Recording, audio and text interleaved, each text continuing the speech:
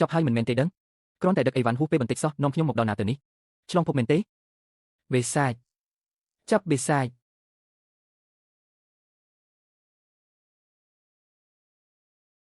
ថ្លឹមធំមែនបេសាចមកពីណាហ៊ានចូលមកក្នុងវាំងលោកមេតបខ្ញុំគ្រាន់តែជាអ្នកដឹកអីវ៉ាន់ម្នាក់ប៉ុណ្ណោះឆែក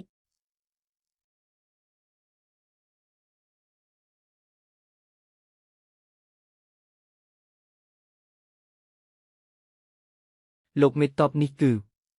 របស់ញ៉ាំលោកមេតបនំប៉័ងមានស្នូលនេះឆ្ងាញ់ខ្លាំងណាស់ឆ្លើយណាស់ពួកឯងមិនខ្លាចគេដាក់ថ្នាំពុលក្នុងនឹងទេហីវិន័យធូររលុងត្រូវកាត់ផ្លូវមាន់ទាំងអស់លោកមេតបសាក់ភ្លក់នេះមើលអានឹងឆ្ងាញ់ខ្លាំងណាស់នេះគ្រាន់តែជាអាហារធម្មតាបំផុតតើមនុស្សបុរាណទាំងនេះមិនបានជាដូចខ្មោចឃ្លានម្នាក់អញ្ចឹង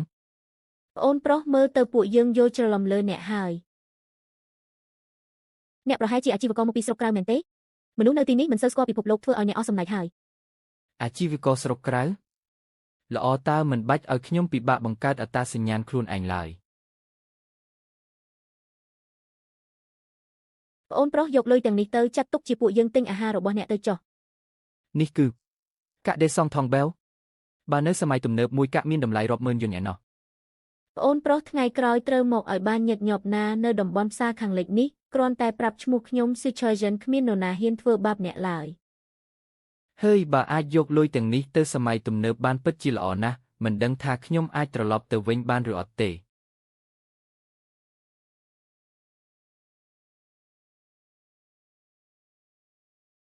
ខ្ញុំពិតជាអាចត្រឡប់មកវិញមែនលេងវែងសីមែនជួបអាអ្នកដឹកអីវ៉ាន់នេះទៀតហើយលេងវែងការរៀនសូត្រមានតែអញទេដែលរៀនខ្សោយជាងគេមិនបាច់និយាយទេមុខរបរដឹកអីវ៉ាន់នេះពិតជាស័ក្តិសមនឹងអញណាស់ខ្ញុំថាយ៉ាងម៉េចក៏ដោយឯងមិនចេះប្រឹងប្រែងសោះដើរតាមផ្លូវខ្ញុំមិនហ៊ាននិយាយថាស្គាល់អញផងលេងវែងឯងប្រហែលជាមិត្តរួមថ្នាក់ដែលលំបាកជាងគេក្នុងថ្នាក់យើងហើយមែនទេកុំអីខ្ញុំចាំថាការរៀនគេធ្លាប់តាមស្រឡាញ់អញទៀតផងមនុស្សអន់ចរិតបែបនេះហាហា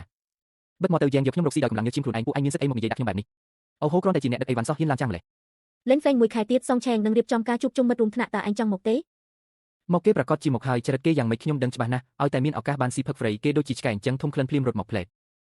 លេនវែងអញ្ចឹងសម្រេចតាមនឹងចុះអូមែនហើយខ្ញុំដឹងថាឯងមិនចេះផឹកស្រាទេកុំបារម្ភថ្ងៃជួបជុំគ្នានោះខ្ញុំនឹងរៀបចំភេសជ្ជៈថោក13យន្តដែលឯងចូលចិត្តបំផុតទុកជូន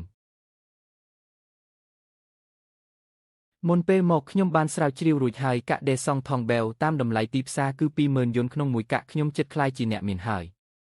800យន្តមួយកាក់ខ្ញុំយកទាំងអស់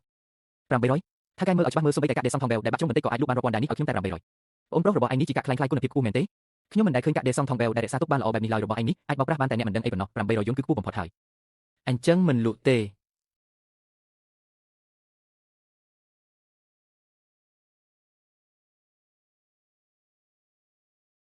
ក្មេងម្នាក់នេះហ៊ានលក់ណាស់កាក់ស្ពាន់ចាស់បែបនេះនៅផ្ទះខ្ញុំមានមួយឡើងទៀតមួយកាក់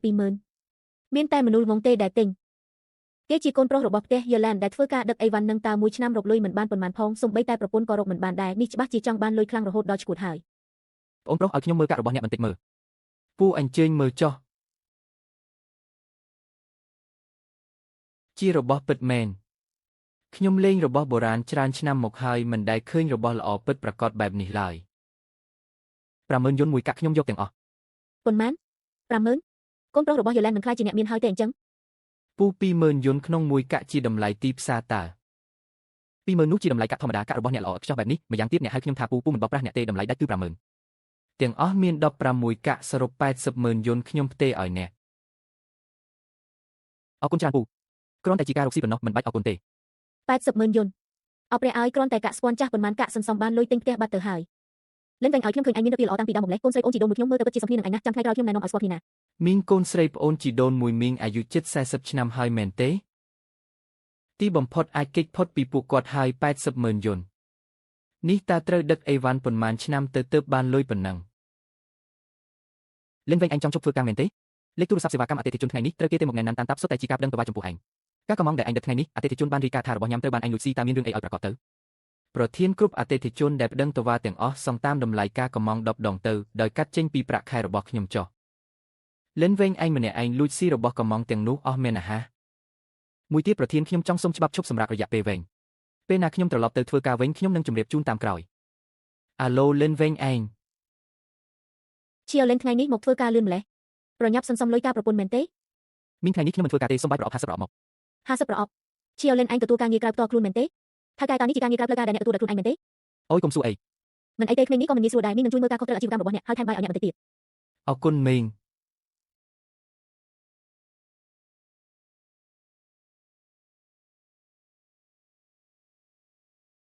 លក់បាយប្រអប់ហើយបេសាចនេះមកទៀតហើយម្សិលមិញមេតបស៊ូមិនអាចបង្ក្រាបវាបានទេ អ្នកពិសាយតើបាយប្រអប់របស់អ្នកលក់យ៉ាងម៉េចដែរ មួយចំណែកពីរប្រាក់ បោកប្រាស់គ្រាន់តែបាយស្នេះមានតម្លៃ2ប្រាក់ទៅហើយក្នុងនោះមិនត្រឹមតែមានបន្លែទេថែមទាំងមានសាច់ទៀតតើអាចលក់តែ2ប្រាក់យ៉ាងម៉េចទៅតើបាយប្រអប់ទាំងនេះត្រូវបានបង្កើតឡើងដោយមន្តអាគមបេសាចរបស់អ្នកមែនទេ ហឹមឈ្ងុយណាស់អ្នកគឺជាភ្ញៀវដំបូងរបស់ខ្ញុំឲ្យអ្នកពាក់កណ្ដាលតម្លៃយកតែ1ប្រាក់ទេខ្ញុំសុំមួយចំណែកកុំបារម្ភប្រសិនបើញ៉ាំទៅឈឺពោះមករកខ្ញុំវិញចុះខ្ញុំនឹងសងលុយ1ប្រាក់នោះទៅអ្នកវិញតើស្អែកអ្នកនៅទីនេះទៀតទេខ្ញុំចង់នាំប្អូនស្រីមកញ៉ាំជាមួយគ្នាដែរនៅថៅកែសុំបាយប្រអប់មួយចំណែកមកលោកតានេះឈ្ងុយណាស់ខ្ញុំរស់បានដល់អាយុប៉ុណ្ណេះហើយមិនដែលបានញ៉ាំបាយដែលឈ្ងុយបែបនេះទេបរិសុទ្ធសង្ហាសុំឲ្យខ្ញុំមួយចំណែកដែរប រិសុទ្ធសង្ហាខ្ញុំក៏ចង់បានមួយចំណែកដែរ បាយប្រអប់50ចំណែកលក់អស់ហើយស្អែកនឹងទិញអីវ៉ាន់បន្ថែមទៀត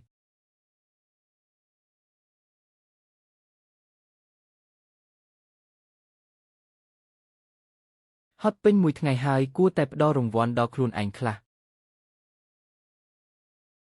ភោជនីយដ្ឋាននេះមិត្តរួមការងារធ្លាប់ដើរកាត់ជាច្រើនដងមកហើយប៉ុន្តែមិនដែលហ៊ានចូលទេថ្ងៃនេះខ្ញុំត្រូវតែចូលទៅចាយវាឲ្យអស់ដែរម្ដងអ្នករត់តូលើកម្ហូបមក លីនហ្វុង លីនហ្វុងតើអ្នកមកខុសកន្លែងទេ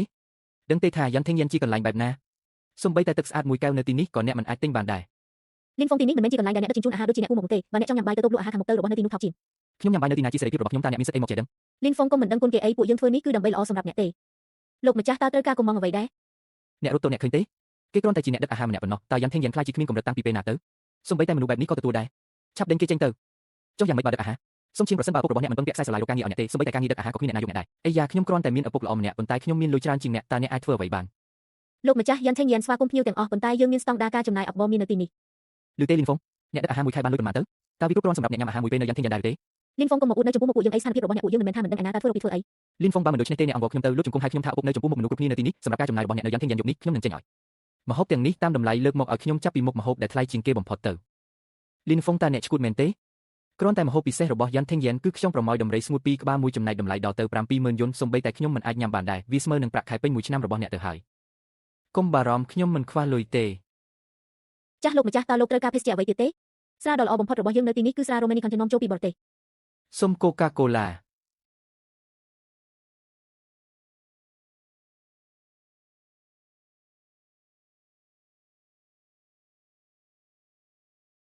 លីនហ្វុងតើអ្នកម្នាក់ឯងញ៉ាំអស់ដែរទេ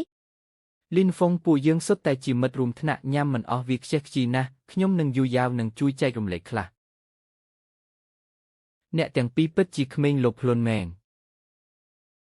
លីនហ្វុងកុំឲ្យតម្លៃហើយមិនយកឲ្យសោះខ្ញុំនឹងយូរយ៉ាវសុកចិត្តញ៉ាំបាយជាមួយអ្នកគឺដើម្បីផ្ដល់កិត្តិយសឲ្យអ្នកទេតើអ្នកគិតថាខ្លួនឯងជាមនុស្សសំខាន់មែនទេលោកម្ចាស់ប្រសិនបើលោកនៅតែលោឡាខ្លាំងទៀតសូមលោកចាក់ចេញពីយ៉នថេងយ៉ែន យូរយ៉ាវខ្ញុំមើលដឹងហើយអាម្នាក់នេះគ្មានលុយទេតែចង់អួតគេគ្រាន់តែជាអ្នកដឹកអាហារម្នាក់តើអាចមានលទ្ធភាពញ៉ាំម្ហូបពេញមួយតូននេះបានយ៉ាងម៉េចរងចាំមើលទៅពេលបងលុយបន្តិចទៀតអាម្នាក់នេះនឹងលេចមុខមាត់ពិតប្រាកដហើយត្រូវហើយដល់ពេលនោះទោះបីជាគេចង់ខ្ចីលុយពួកយើងក៏ពួកយើងមិនឲ្យគេខ្ចីជាដាច់ខាតអ្នករត់តុគិតលុយលោកម្ចាស់សរុបទាំងអស់ 143,100 តើលោកឈូតកាតឬបងប្រាក់សុទ្ធ យូរយ៉ាវតើអ្នកឮទេអាហារមួយពេលនេះគេញ៉ាំអស់ 140,000 លីនហ្វុងឲ្យលីនហ្វុងតើអ្នកមានលុយសន្សំ 140,000 ទេ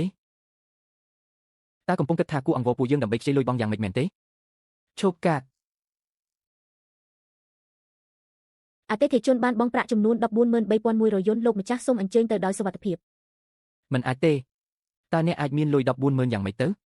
តើអ្នកដាច់ចិត្តចាយលុយ 140,000 សម្រាប់អាហារមួយពេលយ៉ាងម៉េចទៅ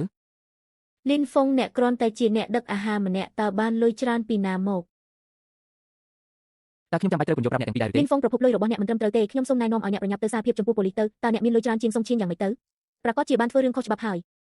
លីនហ្វុងឲ្យលីនហ្វុងមិននឹកស្មានថាដើម្បីចង់ឈ្នះខ្ញុំអ្នកហ៊ានធ្វើសំបីតែរឿងខុសច្បាប់បើដឹងថាអ្នកចង់បានមុខមាត់បែបនេះខ្ញុំនឹងយកយល់ដល់អារម្មណ៍របស់អ្នកខ្លះហើយរំខានណាស់លីនហ្វុងកុំភ្លេចការជួបជុំមិត្តរួមថ្នាក់ណា ដោយសារតែចូលចិត្តធ្វើជាអ្នកមានខ្លាំងណាស់ថ្ងៃជួបជុំមិត្តរួមថ្នាក់នោះចាំមើលថាតើអ្នកនៅតែអាចអួតអាងដូចថ្ងៃនេះទៀតដែរឬទេ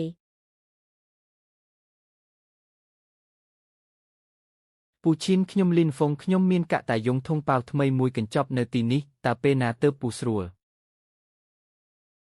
ហាមិត្តតូចលីនហ្វុងអញ្ជើញអង្គុយចុះលឿនឡើងមិត្តតូចលីនហ្វុងយកកាក់ស្ពាន់មកហើយមែនទេមិត្តតូចលីនហ្វុងតើអញបានកាក់ស្ពាន់ទាំងនេះមកពីណា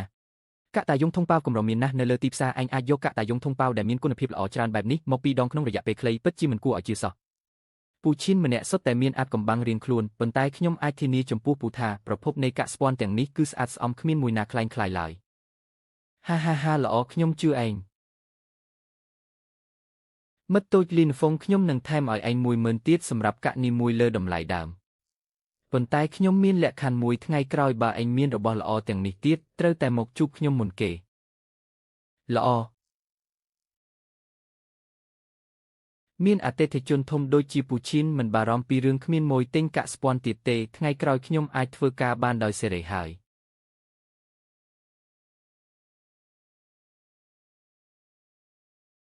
សៀវហ៊ូឡាងតើអញចេះមិនអាគមមែនទេ លោកយាយពូយើងជាអ្នកដែនដីភាគខាងលិចចេះល្បិចបន្តិចបន្តួចប៉ុណ្ណោះមិនមែនជាមិនអាគមអីទេថៅកែសៀវកាលពីម្សិលមិញបានញ៉ាំបាយប្រអប់របស់ឯងខ្ញុំដេកមិនលក់ពេញមួយយប់ព្រោះតែនឹកឃើញរសជាតិរបស់វាព្រឹកនេះទើបតែភ្លឺភ្លាមខ្ញុំក៏មកចាំអញផ្លែកបងសៀវមកលក់បាយប្រអប់ទៀតហើយបងសៀវបាយប្រអប់របស់បងពិតជាអស្ចារ្យណាស់កាលពីម្សិលមិញបន្ទាប់ពីបានភ្លក់រួចសូម្បីតែម្ហូបនៅភោជនីយដ្ឋានវ៉ាន់ហ្វូឡូក៏ខ្ញុំមានអារម្មណ៍ថាមិនឆ្ងាញ់ដែរអរគុណសម្រាប់ការគាំទ្ររបស់បងប្អូនទាំងអស់គ្នារបស់រកស៊ីតូចតាចទេបើគ្មានការគាំទ្រពីមនុស្សច្រើនបែបនេះទេលីនម្នាក់នេះពិតជាដឹងគុណខ្លាំងណាស់បងលីនខ្ញុំនាំប្អូនស្រីមកញ៉ាំបាយប្រអប់យកពីរប្រអប់មែនទេមួយប្រអប់បានហើយ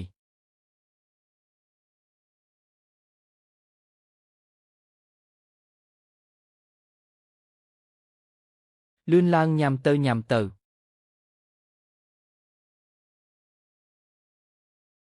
បងប្រុសបងមិនញ៉ាំទេហើយ បងប្រុសញ៉ាំរួចហើយ ពិតជាគូក្មេងដែលមានវាសនាកំសត់មែនក៏ព្រោះតែម្ដាយរបស់ពួកគេស្អាតពេកទើបត្រូវភ្នែកលោកម្ចាស់មាជើងព្រះរាជាហើយបើនាងតូចនោះចេះបត់បែនតាមកាលៈទេសៈក៏ល្អដែរតែបែរជាមានចិត្តស្មោះត្រង់ជ្រុលមិនត្រឹមតែបំផ្លាញខ្លួនឯងទេថែមទាំងបំផ្លាញឪពុករបស់ឪគូនិងឈីងឪទៀតក្មេងទាំងពីរនាក់ទើបតែអាយុប៉ុណ្ណឹងក៏ត្រូវក្លាយជាក្មេងគ្មានឪពុកគ្មានម្ដាយទៅហើយ បងប្រុសលីននេះបងកំពុងតែធ្វើអីហ្នឹងអំបាញ់មិញឯងឲ្យកាក់ស្ពាន់ខ្ញុំពីរដងមួយប្រអប់នេះជារបស់ឯងដែលខ្វះតើបាយប្រអប់របស់បងមិនមែនលក់តម្លៃពីរដងទេហើយអញគឺជាអតិថិជនដំបូងរបស់ខ្ញុំថ្ងៃក្រោយឲ្យតែឯងមកគឺបញ្ចុះតម្លៃពាក់កណ្ដាលរហូតបងប្រុសលីនអរគុណបងខ្លាំងណាស់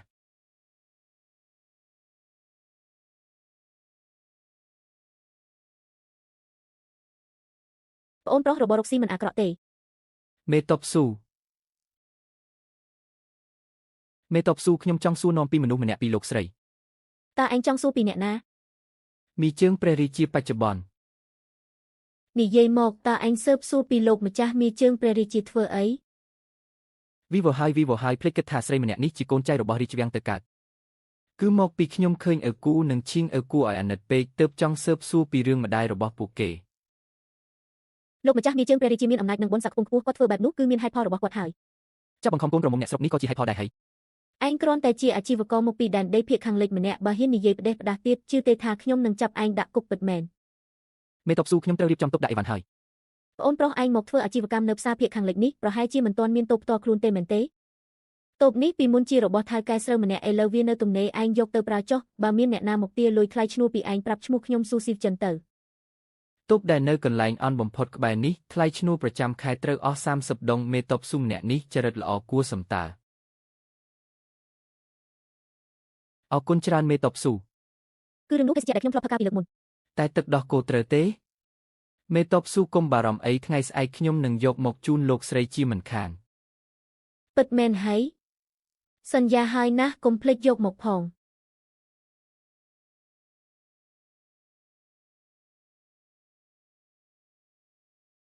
ថៅកែតាជួលតូបកន្លែងនេះបានហើយមែនទេមេតបស៊ូជាអ្នកឲ្យខ្ញុំតើថៅកែខ្សែស្រឡាយរបស់អ្នកមិនតូចទេតើអាចឈោងចាប់ទំនាក់ទំនងជាមួយមេតបស៊ូបានទៀត លីនហ្វុងចុះតែទឹកដោះគោរបស់ខ្ញុំនៅឯណា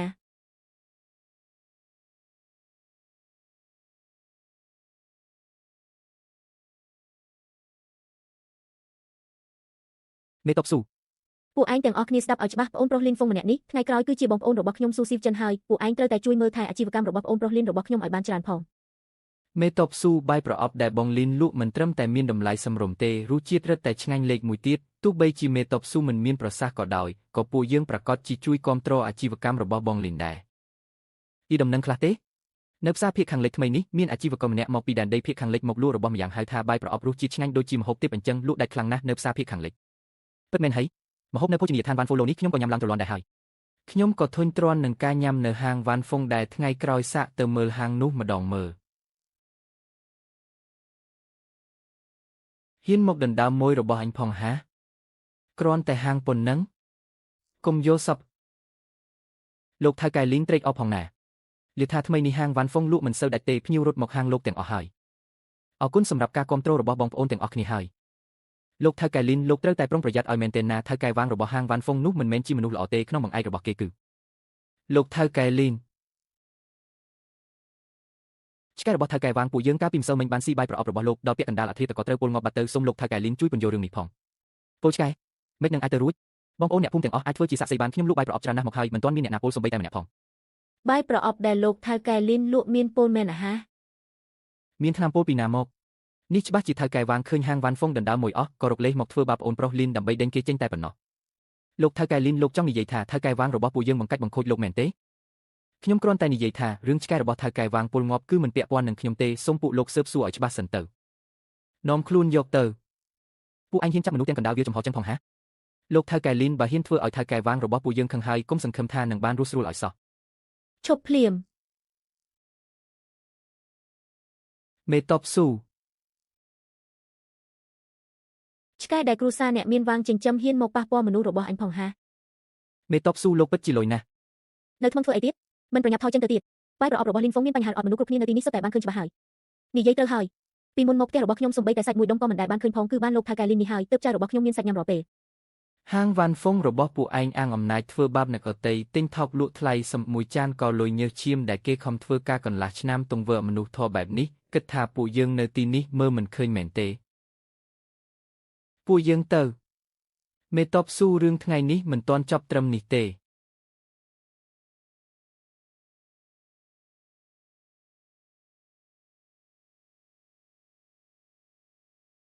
មិនអីទេមែនទេមេតបស៊ូតើអ្នកនៅពីក្រោយខ្នងរបស់ថៅកែវាងជាអ្នកណាឲ្យប្រកាសទៅគឺមហាក្សត្រីរឿងនេះបញ្ចប់ត្រឹមនឹងចុះមានខ្ញុំនៅទីនេះពួកគេមិនហ៊ានមកបង្កបញ្ហាឲ្យលោកទៀតទេលោកក៏កុំចង់ទៅសងសឹកទាំងដែលគ្មានសមត្ថភាពអីឲ្យសោះយល់ទេយល់ហើយខ្ញុំទៅល្បាតផ្លូវសិនហើយលោកត្រូវប្រុងប្រយ័ត្នខ្លួនផងបងលីនថៅកែវាងប្រកាសជាមិនព្រមឈប់ត្រឹមនេះទេនៅពីក្រោយខ្នងគេគឺជាមហាក្សត្រីទោះបីជាមេតបស៊ូក៏ប្រហែលជាខ្ញុំដឹងហើយឈួតលប់មែនអញជាមនុស្សសម័យទំនើបសោះបែរជាត្រូវមកទ្រាំរងការគៀបសង្កត់ក្នុងសម័យបុរាណបែបនេះអាហានឹកឃើញហើយ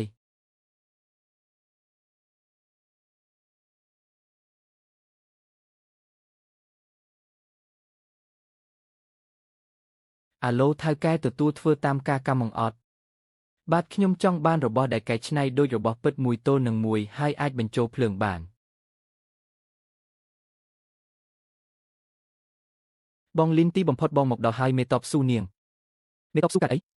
មេតបស៊ូត្រូវបានគេចោទប្រកាន់ពីបទក្បត់ជាតិលួចតាក់ទងជាមួយស្ត្រូវឥឡូវកំពុងត្រូវបានគេស៊ើបសួរនៅក្នុងគុកគងឹតគឺថៅកែវាងជាអ្នកធ្វើវានិយាយផ្ដេសផ្ដាស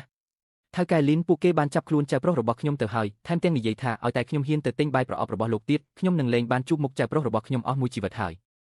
ដើម្បីតែបង្ក្រាបការរកស៊ីរបស់ខ្ញុំគេហ៊ានធ្វើរឿងអំនួតធម៌បែបនេះផងហា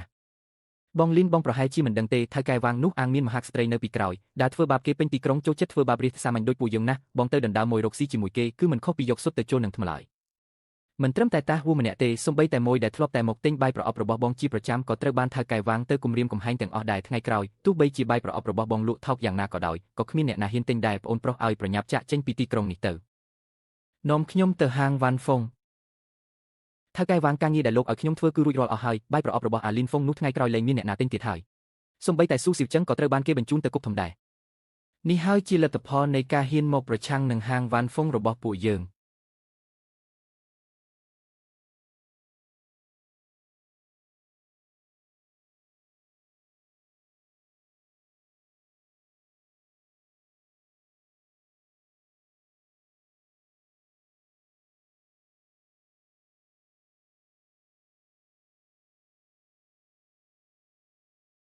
ខ្លាធំអាម្នាក់នេះអាចបញ្ជាខ្លាធំបានផងកុំស្លន់ស្លោគ្រាន់តែជាសត្វត្រឆានមួយក្បាលសោះមុខមាត់របស់ថៅកែវ៉ាងត្រូវបានពួកឯងបំផ្លាញអស់ហើយលោកថៅកែលីនថ្ងៃនេះលោកមកដល់ទីនេះតែចង់មកកំទេចមុខរបស់ហាងវ៉ាន់ហ្វុងមែនទេថៅកែវ៉ាងឆ្កែដែលលោកចិញ្ចឹមគឺខ្ញុំជាអ្នកបំពុលវាឲ្យងាប់មែនអត់បើវាបែបនឹងមែនចុះហេតុអីបានជាថៅកែវ៉ាងតាមធ្វើបាបខ្ញុំគ្រប់រឿងចឹងថៅកែវ៉ាងខ្ញុំសួរលោកតាមេតបស៊ូត្រូវបានលោកបង្កាច់បង្ខូចមែនទេហើយចៅប្រុសរបស់តាវូគឺមនុស្សរបស់លោកជាអ្នកចាប់ខ្លួនទៅមែនទេត្រូវហើយគឺខ្ញុំជាអ្នកធ្វើទាំងអស់នឹងលោកថៅកែលីនពួកយើងសុទ្ធតែជាមនុស្សឆ្លាតដូចគ្នាខ្ញុំនិយាយត្រង់តែម្ដងទៅមនុស្សខ្ញុំអាចដោះលែងបានតើលោកចង់បានអីលោកថៅកែលីនពិតជាមនុស្សនិយាយស្រួលមែនឲ្យតែលោកអស្ចារ្យណាស់ឲ្យតែអញប្រកល់រូបមន្តសម្ងាត់នៃបាយប្រអប់មកឲ្យយើងហើយសន្យាថានឹងមិនពន្លឺលក់បាយប្រអប់ទៅទៀតមិនត្រឹមតែដោះលែងមនុស្សភ្លាមទេថែមទាំងផ្ដល់ប្រាក់យ៉ាងច្រើនដល់អ្នកចាត់ការលីនទៀតផងតើអ្នកចាត់ការលីនយល់យ៉ាងណាដែររូបមន្តសម្ងាត់របស់នោះគ្រាន់តែជាម្ហូបធម្មតានៅផ្ទះរបស់យើងតើអ្នកចាត់ការវ៉ាងខ្ញុំគ្រាន់តែធ្វើអាជីវកម្មតូចតាចប៉ុណ្ណោះបាយប្រអប់របស់ខ្ញុំភាគច្រើនលក់ទៅឲ្យប្រជាជនសាមញ្ញនៅផ្សារខាងលិចពួកគេជាច្រើនអ្នកចេញទៅធ្វើការពីព្រលឹមតូចប្រឡប់ធ្វើការនឿយហត់ពេញមួយឆ្នាំប៉ុន្តែនៅលើតុបាយប្រហែលជាមិនសូវមានសាច់ឈាមនោះទេសូមអ្នកចាត់ការវ៉ាងមេត្តាលើកលែងនិងទុកផ្លូវរស់ឲ្យពួកគេផងហាយើងរកលុយបានគឺពីពួកជនខិលខូចទាំងនោះហើយអ្នកចាត់ការលីនខ្ញុំសួរឯងជាលើកចុងក្រោយតើឯងព្រមសហការដែរឬទេអ្នកចាត់ការលីនសម្ដីយើងមិនត្រូវគ្នាទេគ្មានអ្វីត្រូវពិភាក្សាទៀតឡើយធ្វើដៃទៅក្នុងពេលដែលអ្នកចាត់ការលីនមិនព្រមប្រកល់រូបមន្តសម្ងាត់គឺពួកយើងទទួលមិនបានល្អហើយថ្ងៃនេះយើងចង់ដឹងណាស់ថាតើអ្នកចាត់ការលីនអាចដើរចេញពីហាងវ៉ាន់ហ្វូរបស់យើងបានឬអត់ទោះជាអាចគ្រប់គ្រងសត្វល្អិតយ៉ាបានក៏យ៉ាងណាដែរពួកយើងមានគ្នាច្រើនយ៉ាងនេះតើមិនអាចទប់ទល់នឹងឯងបានទេអី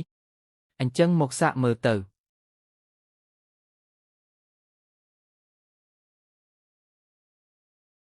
រត់ហើយមេវាចេះមិនអាគមតើក្មេងនេះជាអ្នកណាឲ្យប្រកាសចូលទៅទាំងអស់គ្នានរណាអាចចាប់ក្មេងនោះបានយប់នេះយើងនឹងជួស្រីស្អាតបំផុតនៅក្លឹបឡានសៀងឲ្យទៅកំដរចូលទៅ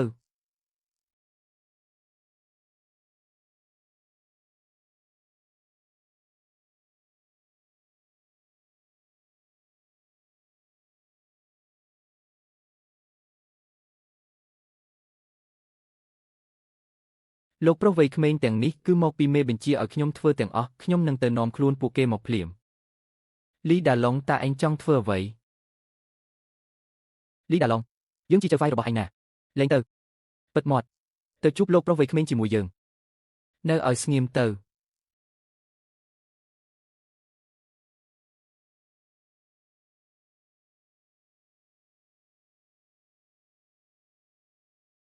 លោកប្រុសលីលេងមនុស្សខ្ញុំនឹងដោះលែងភ្លាមចាប់ពីពេលនេះទៅលោកគឺជាភ្ញៀវកិត្តិយសរបស់ហាងវ៉ាន់ហ្វូមិញនេះតើអ្នកចាត់ការវ៉ាងមិនបាននិយាយទេអីថាចង់មើលថាតើខ្ញុំអាចដើរចេញពីហាងវ៉ាន់ហ្វូបានឬអត់ឈួតហេតុអ្វីមិនប្រញាប់លុតជង្គង់សុំទោសលោកប្រុសលីនភ្លាមទៅខ្ញុំជាថ្លើមធំធ្លុះមេឃមែនសូមលោកប្រុសលីនមេត្តាលើកលែងទោសនិងទុកជីវិតឲ្យខ្ញុំផងត្រូវតែឲ្យឆ្កែបំរានេះដោះលែងចៅប្រុសរបស់មេតបស៊ូលោកតាអ៊ូសិនខ្ញុំមិនទាន់ចង់ដាច់ដោយជាមួយវាទាំងស្រុងនោះទេលោកប្រុសលីនបើលោកនៅតែមិនទាន់បាត់ខឹងទេខ្ញុំនឹងទះកំភ្លៀងវាពីរបីដៃទៀតអ្នកចាត់ការវ៉ាងតើលោកនៅចង់បានរូបមន្តបាយប្រអប់របស់ខ្ញុំទៀតទេមិនយកទៀតទេលោកប្រុសលីនខ្ញុំមានភ្នែកតែមើលមិនស្គាល់ភ្នំឡើយស្អែកនេះខ្ញុំនឹងនាំចៅប្រុសរបស់មេតបស៊ូនិងលោកតាអ៊ូត្រឡប់ទៅវិញដោយសុវត្ថិភាពខ្ញុំវ៉ាងដាហ្វូសូមស្បត់ចំពោះមេឃ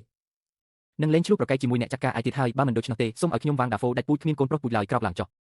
អ្នកចាត់ការវ៉ាងលោកប្រុសលីនប្រាក់ទាំងនេះសូមលោកទទួលយកទៅសង្ឃឹមថាលោកប្រុសលីនអាចបំភ្លេចរឿងរ៉ាវនៅថ្ងៃនេះបានចង់យកប្រាក់កាក់បន្តិចបន្តួចមកដោះស្រាយជាមួយខ្ញុំអីវ៉ាងដាហ្វូអញមើលងាយលីនហ្វុងខ្លាំងពេកហើយដូវីជាកាក់ស្ពាន់ឲ្យខ្ញុំវិញលោកប្រុសលីនយកកាក់ស្ពាន់ទៅជាមួយវាពិបាកណាស់លោកប្រុសលីនមានបញ្ជាហេតុអ្វីមិនប្រញាប់ទៅចាត់ការភ្លាមទៅមើលនឹកអីលោកប្រុសលីនមានបញ្ជាហេតុអ្វីមិនប្រញាប់ទៅចាត់ការ បាត់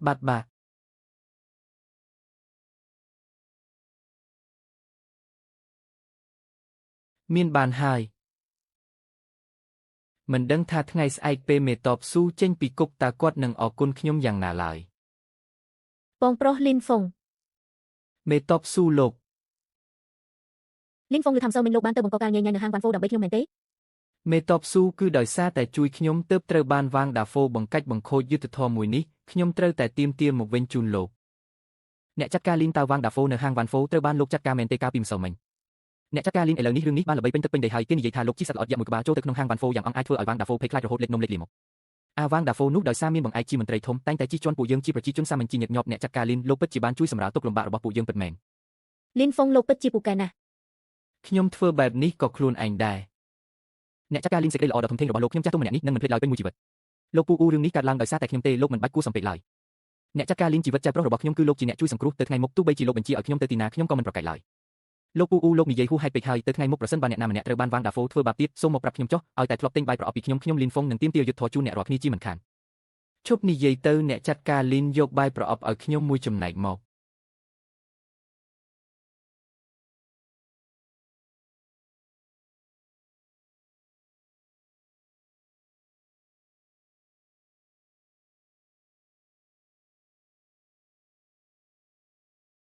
អ្នកចាត់ការវាងលោកកំពុងតែអាលីនហ្វុងចង្រៃនោះគឺដោយសារតែវាទាំងអស់មុខមាត់របស់ខ្ញុំត្រូវបាត់បង់អស់ហើយឥឡូវនេះនៅខាងក្រៅគ្រប់គ្នាត្រឡប់ជាសាច់ចំអកដាក់ខ្ញុំទៅវិញខ្ញុំវាងដាហ្វូតើធ្លាប់រងការប្រមាថបែបនេះពីពេលណាអ្នកគ្រប់គ្រងលីលោកមើលចុះចាប់តាំងពីថ្ងៃនោះមកហាងវ៉ាន់ហ្វូគ្មានមួយសោះតែម្ដងបើនៅតែបែបនេះទៀតតើខ្ញុំត្រូវរីកាជូនលោកមន្ត្រីធំយ៉ាងដូចម្ដេចទៅអ្នកចាត់ការវាងក្នុងពេលដែលហាងវ៉ាន់ហ្វូគឺលោកជាអ្នកមើលការខុសត្រូវជំនួសលោកមន្ត្រីធំហេតុអ្វីមិនរីការឿងនេះជូនគាត់ទៅទោះបីជាក្មេងត្រកូលលីននោះពូកែខាងមិនអាគមយ៉ាងណាក៏ដោយតើវាហ៊ានតាំងជាមួយលោកមន្ត្រីធំដែរឬទេឲ្យតែលោកមន្ត្រីធំចេញមុខនឹងអាចជួយដោះស្រាយបញ្ហានេះជូនលោកជាមិនខានហាធ្វើតាមអ្វីដែលឯងនិយាយទៅ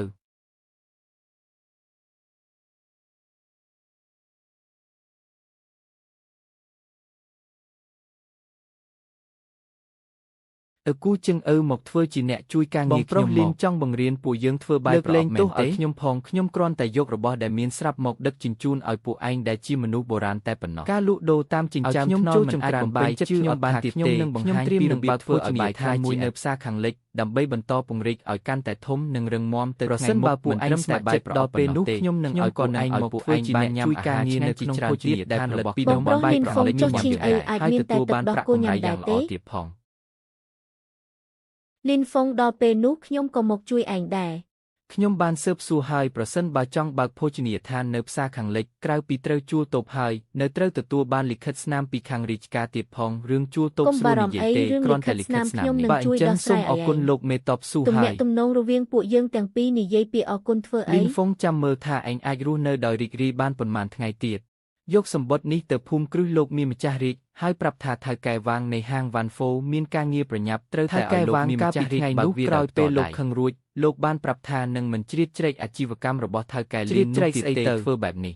ឯងគ្រាន់តែយកសម្បត្តិទៅភូមិគ្រឹះលោកមានម្ចាស់រាជទៅរឿងផ្សេងទៀតកុំចេះដឹងធ្វើឲ្យវល់អស់ហើយក៏ខានទៅអាគារឡានសៀងយូរហើយដែរលោកម្ចាស់លោកខានមកលេងខ្ញុំយូរហើយណាហាថ្ងៃនេះខ្ញុំសប្បាយចិត្តណាស់សត្រូវសួរពូជរបស់ខ្ញុំម្នាក់ចិត្តជួបគ្រោះមហន្តរាយហើយបន្តិចទៀតនេះខ្ញុំនឹងស្រឡាញ់ថ្នាក់ខ្ញុំឯងឲ្យបានល្អ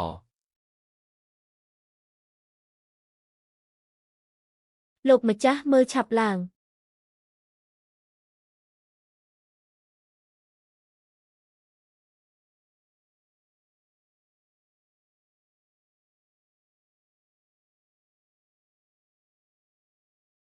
លោកគ្រូពេទ្យនាំខ្ញុំទៅមើលថៅកែវាងបន្តិចទៅ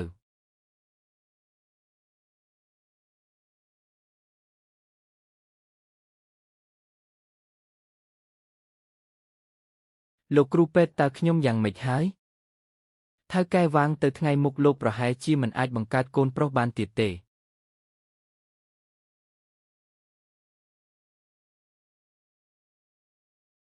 ឈប់សិន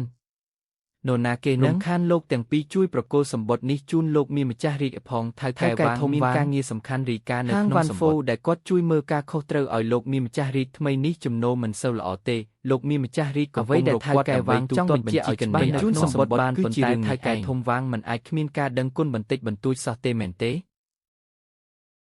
បែបនេះទើបគ្រាន់បើបន្តិចចាំនៅទីនេះទៅ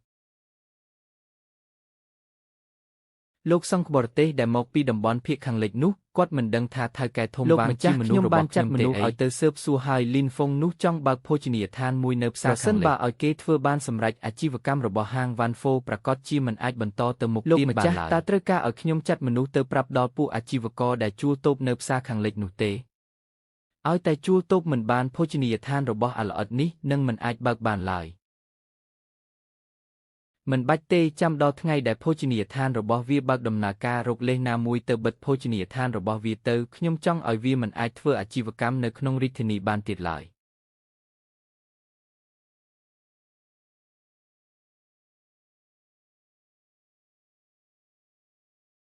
លីនហ្វុងឯងមើលតូបនេះយ៉ាងម៉េចដែរ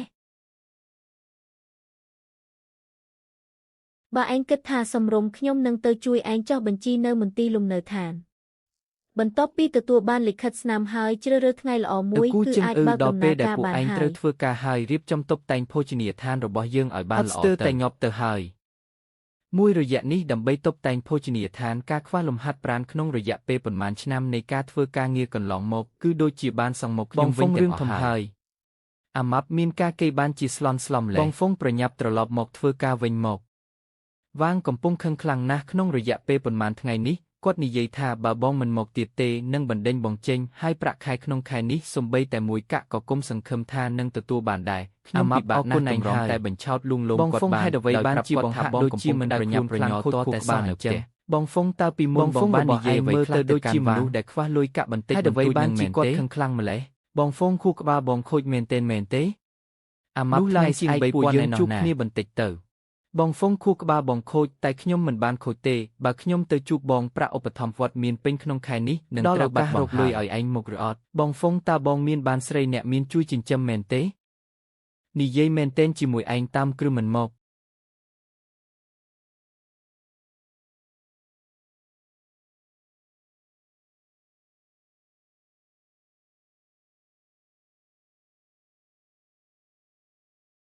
បងហ្វុងបងពិតជាមានបានមែនទេ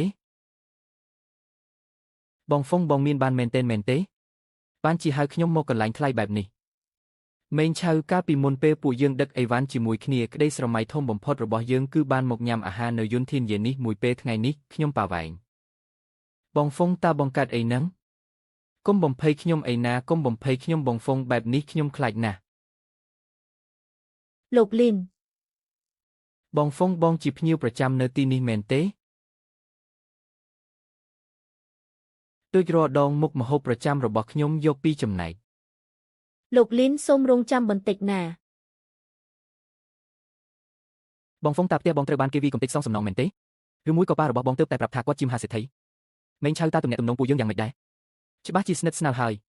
កាលពីតូចពួកយើងលួចផឹកស្រាជាមួយគ្នាបើគុំតែបានបងគុំអីខ្ញុំធ្លាក់ក្នុងរណ្ដៅលាមកបាត់ទៅហើយតាំងពីពេលនោះមកខ្ញុំចាត់ទុកបងដូចជាបងប្រុសបង្កើតអញ្ចឹងខ្ញុំមានអាកំបាំងមួយបើបន្តិចទៀតខ្ញុំប្រាប់ឯងត្រូវតែសន្យាថាមិនត្រូវប្រាប់អ្នកផ្សេងជាដាច់ខាតបងហ្វុងទុកចិត្តចុះម៉េងឆៅខ្ញុំគ្មានចំណុចល្អអីក្រៅពីលក្ខការសម្ងាត់ពូកែឡើយញ៉ាំបាយសិនទៅ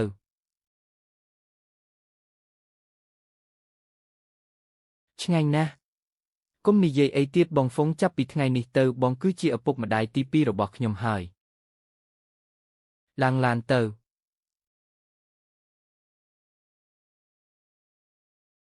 បងហ្វុងតើបងចង់នាំខ្ញុំទៅណា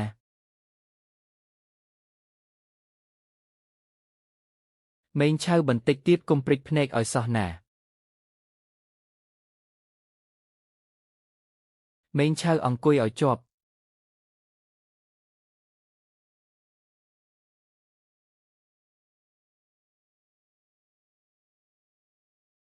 បងហ្វុងទីនេះជាកន្លែងណាលីនហ្វុងម្នាក់នេះជាមិត្តភក្តិរបស់លោកមែនទេស្អាតណាស់បងស្រីម្នាក់នេះបងហ្វុងតើមានរឿងអីហ្នឹងដូចអ្វីដែលឯងឃើញអញ្ចឹងពួកយើងបានធ្វើដំណើរឆ្លងភពមុខសម័យបុរាណហើយឆ្លងភពពិតមែនហា សួស្តីខ្ញុំឈ្មោះស៊ូស៊ីវចិនខ្ញុំនិងលីនហ្វុងជាមិត្តរួមស្លាប់រស់ជាមួយគ្នា សួស្តីខ្ញុំមេងឆៅ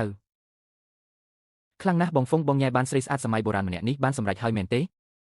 ទៅពួកយើងគ្រាន់តែជួយគ្នាទៅវិញទៅមកប៉ុណ្ណោះនាងធ្លាប់ជួយខ្ញុំហើយក្រោយមកនាងត្រូវបានគេធ្វើបាបដោយសាររឿងនេះខ្ញុំក៏បានជួយជីវិតនាងបងហ្វុងកុំមកសម្ដែងជាមួយខ្ញុំអីតាមផ្នត់គំនិតមនុស្សសម័យបុរាណការជួយជីវិតបែបនេះច្បាស់ជាត្រូវយកខ្លួនមកសងគុណហើយលីនហ្វុងតើពួកលោកកំពុងនិយាយពីរឿងអីហ្នឹងបងលីនការរៀបចំខាងក្នុងចិត្តរួចរាល់ហើយឪគូនិងឆាំងជឺពិតជាយកចិត្តទុកដាក់នឹងហាងស្រារបស់បងណាស់ពេលបងមិននៅពួកគេបានជូតទៅឡើង6-7ដងឯណោះបងហ្វុងហាងស្រានេះជារបស់បងមែនទេអរគុណអ្នកទាំងអស់គ្នាហើយនេះជាកម្រៃពលកម្មរបស់ពួកឯង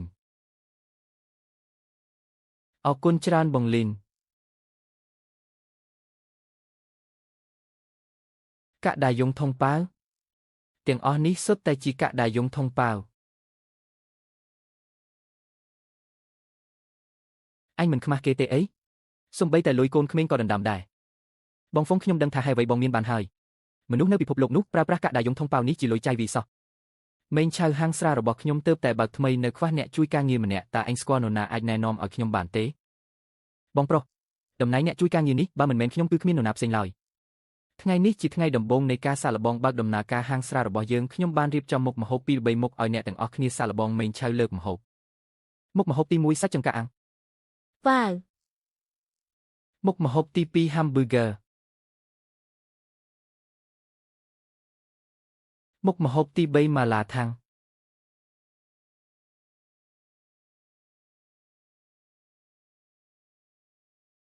ហឹមឆ្ងាញ់ខ្លាំងណាស់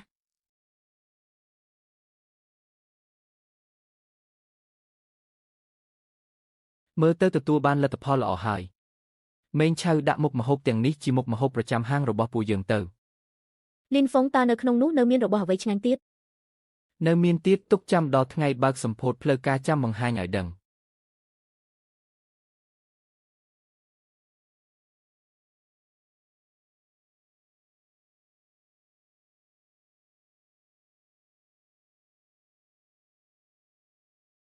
អូខេអ្នកទាំងអស់គ្នាទៅធ្វើការរៀងខ្លួនទៅបងហ្វុងបងនៅតែនិយាយថាគ្មានទំនាក់ទំនងបែបនោះជាមួយកញ្ញាស៊ូមែនទេមេងឆៅថ្ងៃស្អែកទៅផ្សារទំនើបជាមួយខ្ញុំមួយជើងមុនពេលហាងស្រាបើកសម្ពោធផ្លូវការពួកយើងត្រូវទៅទិញទំនិញចូលស្តុកបដូរប្រធានបទមែនទេបងហ្វុងកញ្ញាស៊ូមានសម្រស់ស្អាតពីធម្មជាតិស្អាតជាងពួកតារាអ៊ីនធឺណិតដែលចូលចិត្តប្រើ app កែសម្រស់ទៅទៀតបងព្រមយកនាងទៅមេងឆៅបើឯងនៅតែនិយាយលេងសើចមិនដឹងរឿងបែបនេះទៀតខ្ញុំនឹងដេញឯងចេញពីអាជីវកម្មហាងស្រានេះមិនខានបងប្រុសខ្ញុំគ្រាន់តែនិយាយលេងជាមួយបងតើអ្នករត់តុគិតលុយលីនហ្វុង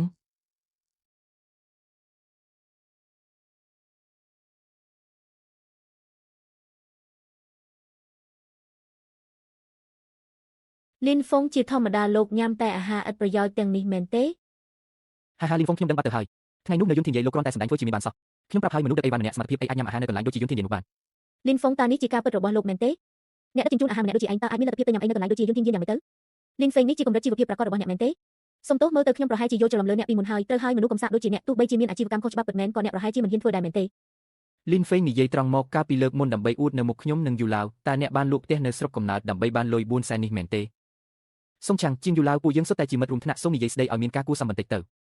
ម៉ាំងឆៅម្នាក់ដែលល្ងងបំផុតក្នុងថ្នាក់គឺឯងនឹងហើយកាលនោះសិស្សប្រុសក្នុងថ្នាក់ក្រៅពីឯងគ្រប់គ្នាសុទ្ធតែដើរតាមយើងមានតែឯងម្នាក់គត់ដែលដើរតាមអាសម្រាមលីនហ្វេងនេះលទ្ធផលចុងក្រោយពួកឯងទាំងពីរនាក់ដែលជាកូនញៀកនិងហងកំបាក់សហការគ្នាមកដឹកអាហារចុងក្រោយពិតជាវាសនាសម្រាមជុកសម្រាមមែនលីនហ្វេងឃើញសភាពអ្នកនៅពេលនេះខ្ញុំពិតជាមានអារម្មណ៍ថាសំណាងខ្លាំងណាស់ដែលការនោះជ្រើសរើសសុងឆាំងមិនមែនជ្រើសរើសអ្នក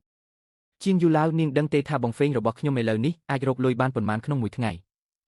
សុងឆាំងការងារគ្មានបែងចែកឋានៈខ្ពស់ទាបឡើយឯងមើលងាយអ្នកដឹកអាហារខ្លាំងម្លេះតើជឿទេថាមានថ្ងៃមួយឯងរស់នៅមិនទាំងស្មើនឹងពួកយើងដែលជាអ្នកដឹកអាហារផង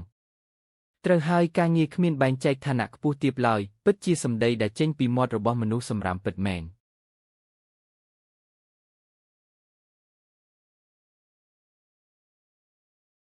មើលស្អីមិនដែលឃើញខ្សែរ៉ូបដ៏មានតម្លៃរបស់ខ្ញុំទេអីយូឡាវកុំខ្វល់នឹងសម្រាមទាំងពីរនាក់នេះអីមួយជីវិតរបស់ពួកគេក៏មិនអាចពាក់ខ្សែរ៉ូថ្លៃបែបនេះបានដែរបងហ្វេងហេតុអ្វីបានជាបងមិនឲ្យខ្ញុំប្រាប់ពួកគេតាមពិតឥឡូវបងមានលុយច្រើនប៉ុណ្ណាទៅភ្លេចសម្ដីដែលខ្ញុំប្រាប់អញហើយមែនទេការសម្ងាត់របស់ពួកយើងមិនត្រូវឲ្យអ្នកទី3ដឹងជាដាច់ខាតសុំទោសបងហ្វេងបងមើលមាត់របស់ខ្ញុំនេះចុះមិនអីទេខ្ញុំដឹងថាអញចង់ជួយកុំចាត់កំហឹងជំនួសខ្ញុំលើក្រោយប្រយ័ត្នទៅបានហើយបងហ្វេងបងល្អចំពោះខ្ញុំខ្លាំងណាស់ខ្ញុំសូមប្រកាសថាភោជនីយដ្ឋានហ្វុងសៀរបស់ថៅកែលីនបើកដំណើរការជាផ្លូវការ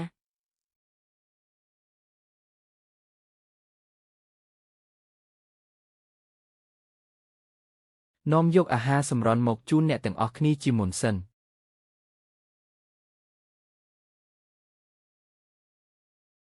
តើនេះជាអាហារអ្វីទៅទាំងឈ្ងុយទាំងស្រួយហើយរឹតតែទំពារឹតតែមានជាតិទៀតយកមួយកញ្ចប់ទៀតមកព្រះនាងអានេះទៀនជឿឯងកើតអីនឹងទៀនជឿឬមួយក៏របស់នេះមានជាតិពុលព្រះនាងអានេះឆ្ងាញ់ខ្លាំងណាស់ខ្ញុំចង់បានទៀត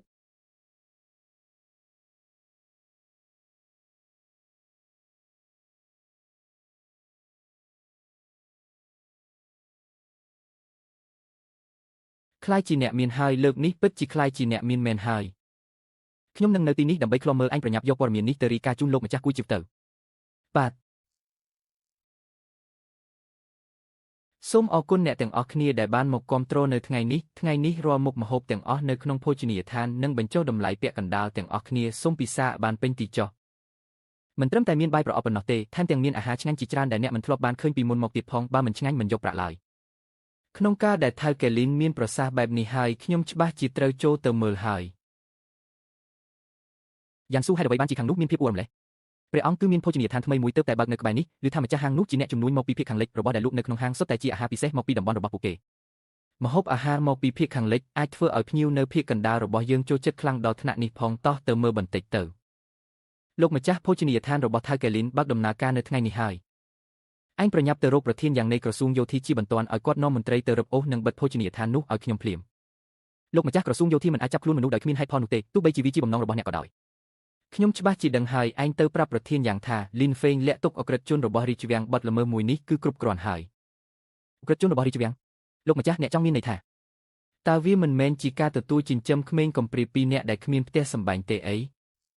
កាលនោះស្រីម្នាក់នោះមិនព្រមតាមខ្ញុំក៏ចាប់ប្តីនាងហើយហែកសាច់ប្តីនាងមួយកាំបិតម្ដងនៅចំពោះមុខនាងបត់ល្មើសដែលខ្ញុំប្រើគឺមួយនេះឯងក្រោយមកស្រីម្នាក់នោះក៏លោតទឹកសម្លាប់ខ្លួនខ្ញុំមានអារម្មណ៍ថាគ្មានន័យក៏បានលើកលែងទោសឲ្យកូនទាំង2នាក់របស់នាងទៅប៉ុន្តែបើក្រឡេកមើលពេលនេះវិញមើលទៅសំបីតែព្រះជាម្ចាស់ក៏មិនចង់ឲ្យខ្ញុំលែងកូនទាំង2នាក់នោះដែរ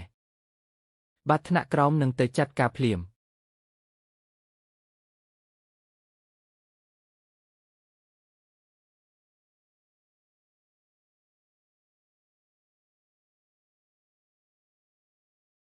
ភ្ញៀវចង់កម្មមកអ្វីដែរហាងយើងខ្ញុំទើបតែបើកថ្ងៃនេះរាល់មុខម្ហូបទាំងអស់បញ្ចុះតម្លៃពាក់កណ្ដាល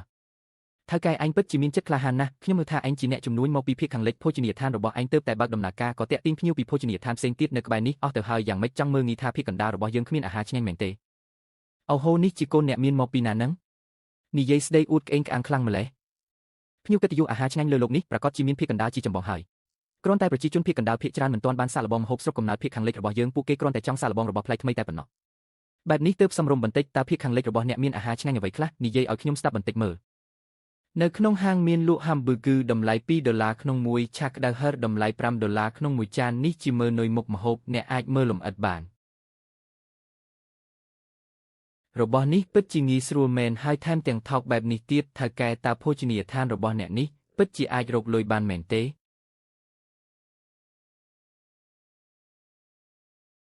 និយាយមកតើរបស់ដែលឯងលក់ទាំងនេះធ្វើឡើងពីអ្វីនិយាយមករបស់ដែលឯងលក់ទាំងនេះធ្វើពីអ្វីខ្លះនោះជា hamburger នោះជាឆ្នាំងក្តៅម៉ាឡា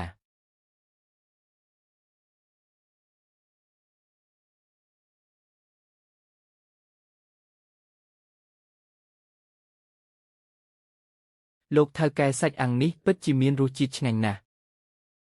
លោកថៅកែខ្ញុំក៏ចូលចិត្តមាន់បំពងរបស់លោកដែររបស់ទាំងនេះសុទ្ធតែលក់ក្នុងតម្លៃតែប៉ុន្មានកាក់ប៉ុណ្ណោះភ្ញៀវកិត្តិយសកុំបារម្ភអីអ្វីត្បិតតែភោជនីយដ្ឋានទើបតែបើកថ្ងៃនេះប៉ុន្តែពីមុនខ្ញុំលក់បាយប្រអប់នៅតំបន់ភាគខាងលិចគាត់លក់អាហារទាំងនេះបើគិតតែពីថ្លៃដើមវត្ថុធាតុដើម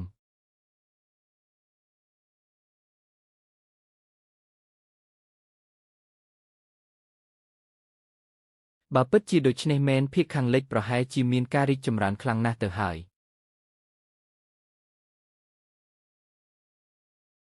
ភ្ញៀវកិត្តិយសយកអាហារដែលពួកគេកំពុងញ៉ាំមកឲ្យខ្ញុំមួយមុខមួយចំណែកផងភ្ញៀវកិត្តិយសសូមរងចាំបន្តិចខ្ញុំនឹងទៅរៀបចំជូនភ្លាម ព្រះអង្គទ្រង់មិនបាច់ខឹងទេគ្រាន់តែអាហារភាគខាងលិចមិនអាចយកឈ្នះភោជនីយដ្ឋានភូមិភាគកណ្ដាលបានទេពូទី2ចាំបន្តិចទៀតពេលគេលើកម្ហូបមកពូនិងខ្ញុំជួយគ្នារកចំណុចខ្វះខាត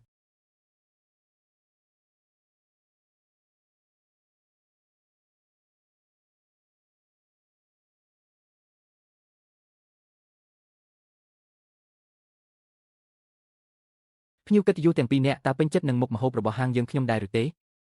ធម្មតាណាស់បើប្រៀបធៀបនឹងម្ហូបនៅភូមិភាគកណ្ដាលនៅខ្វះខាតច្រើនណាស់ភ្ញៀវកិត្តិយសទាំងអស់គ្នាបន្ទាប់ទៅនេះខ្ញុំសូមណែនាំមុខម្ហូបពិសេសប្រចាំថ្ងៃនេះម្ហូបពិសេសប្រចាំថ្ងៃល្អណាស់លោកថៅកែនៅមានល្បិចលាក់ទុកទៀតតើ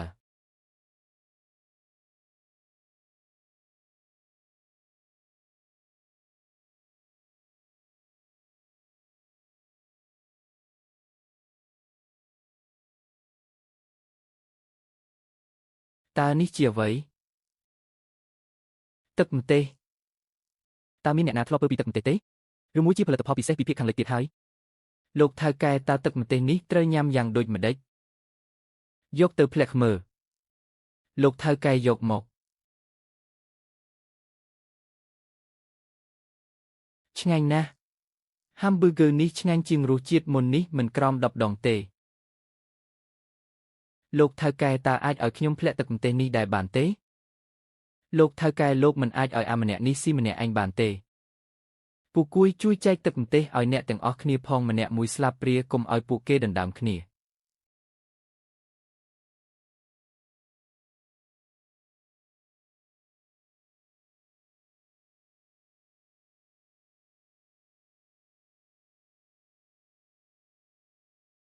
ឈប់សិនចំណែករបស់គាត់បន្ថែមឲ្យខ្ញុំមក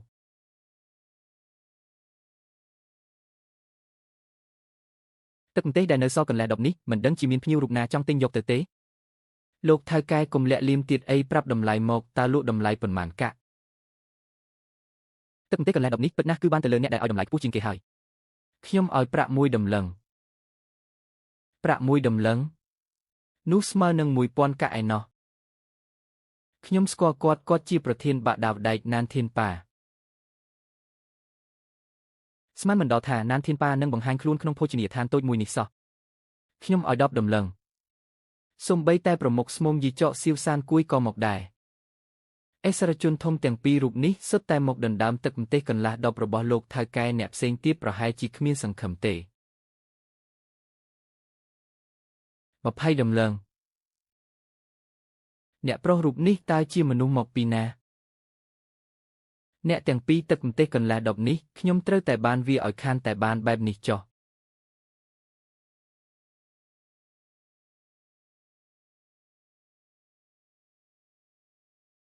ខ្ញុំឲ្យ30តម្លឹង40តម្លឹង50តម្លឹង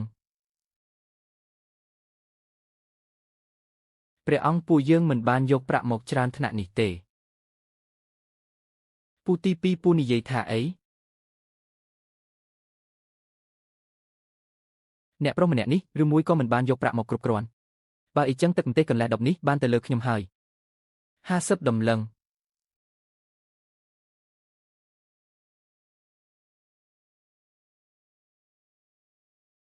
លោកម្ចាស់ហាងខ្ញុំយករបស់នេះមកដូរជាមួយទឹកម្ទេសរបស់លោក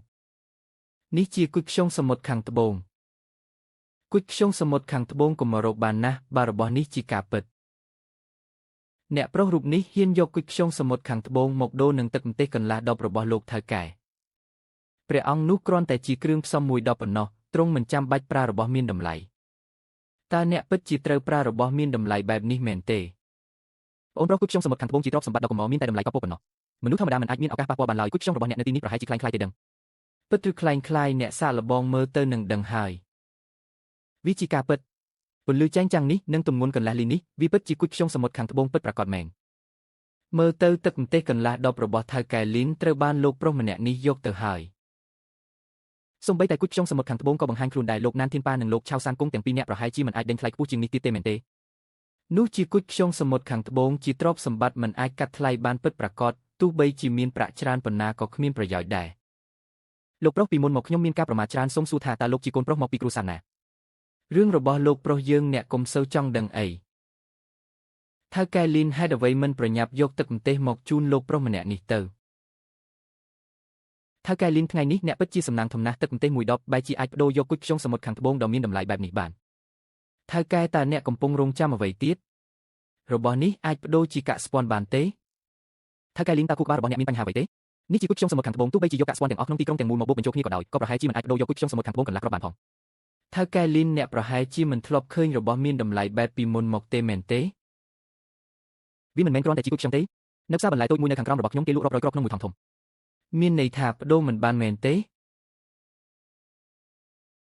បដូរមិនបានទេគុជខ្យងសមុទ្រខាងត្បូងមានតម្លៃមហាសាលទោះបីជាអ្នកយកវាទៅហាងបញ្ចាំធំបំផុតក្នុងទីក្រុងក៏ដោយហើយទោះបីជាថៅកែបញ្ចាំហាងទាំងមូលក៏ដោយក៏នៅតែមិនអាចយកប្រាក់មកបដូរយកគុជខ្យងសមុទ្រខាងត្បូងនេះបានដែរ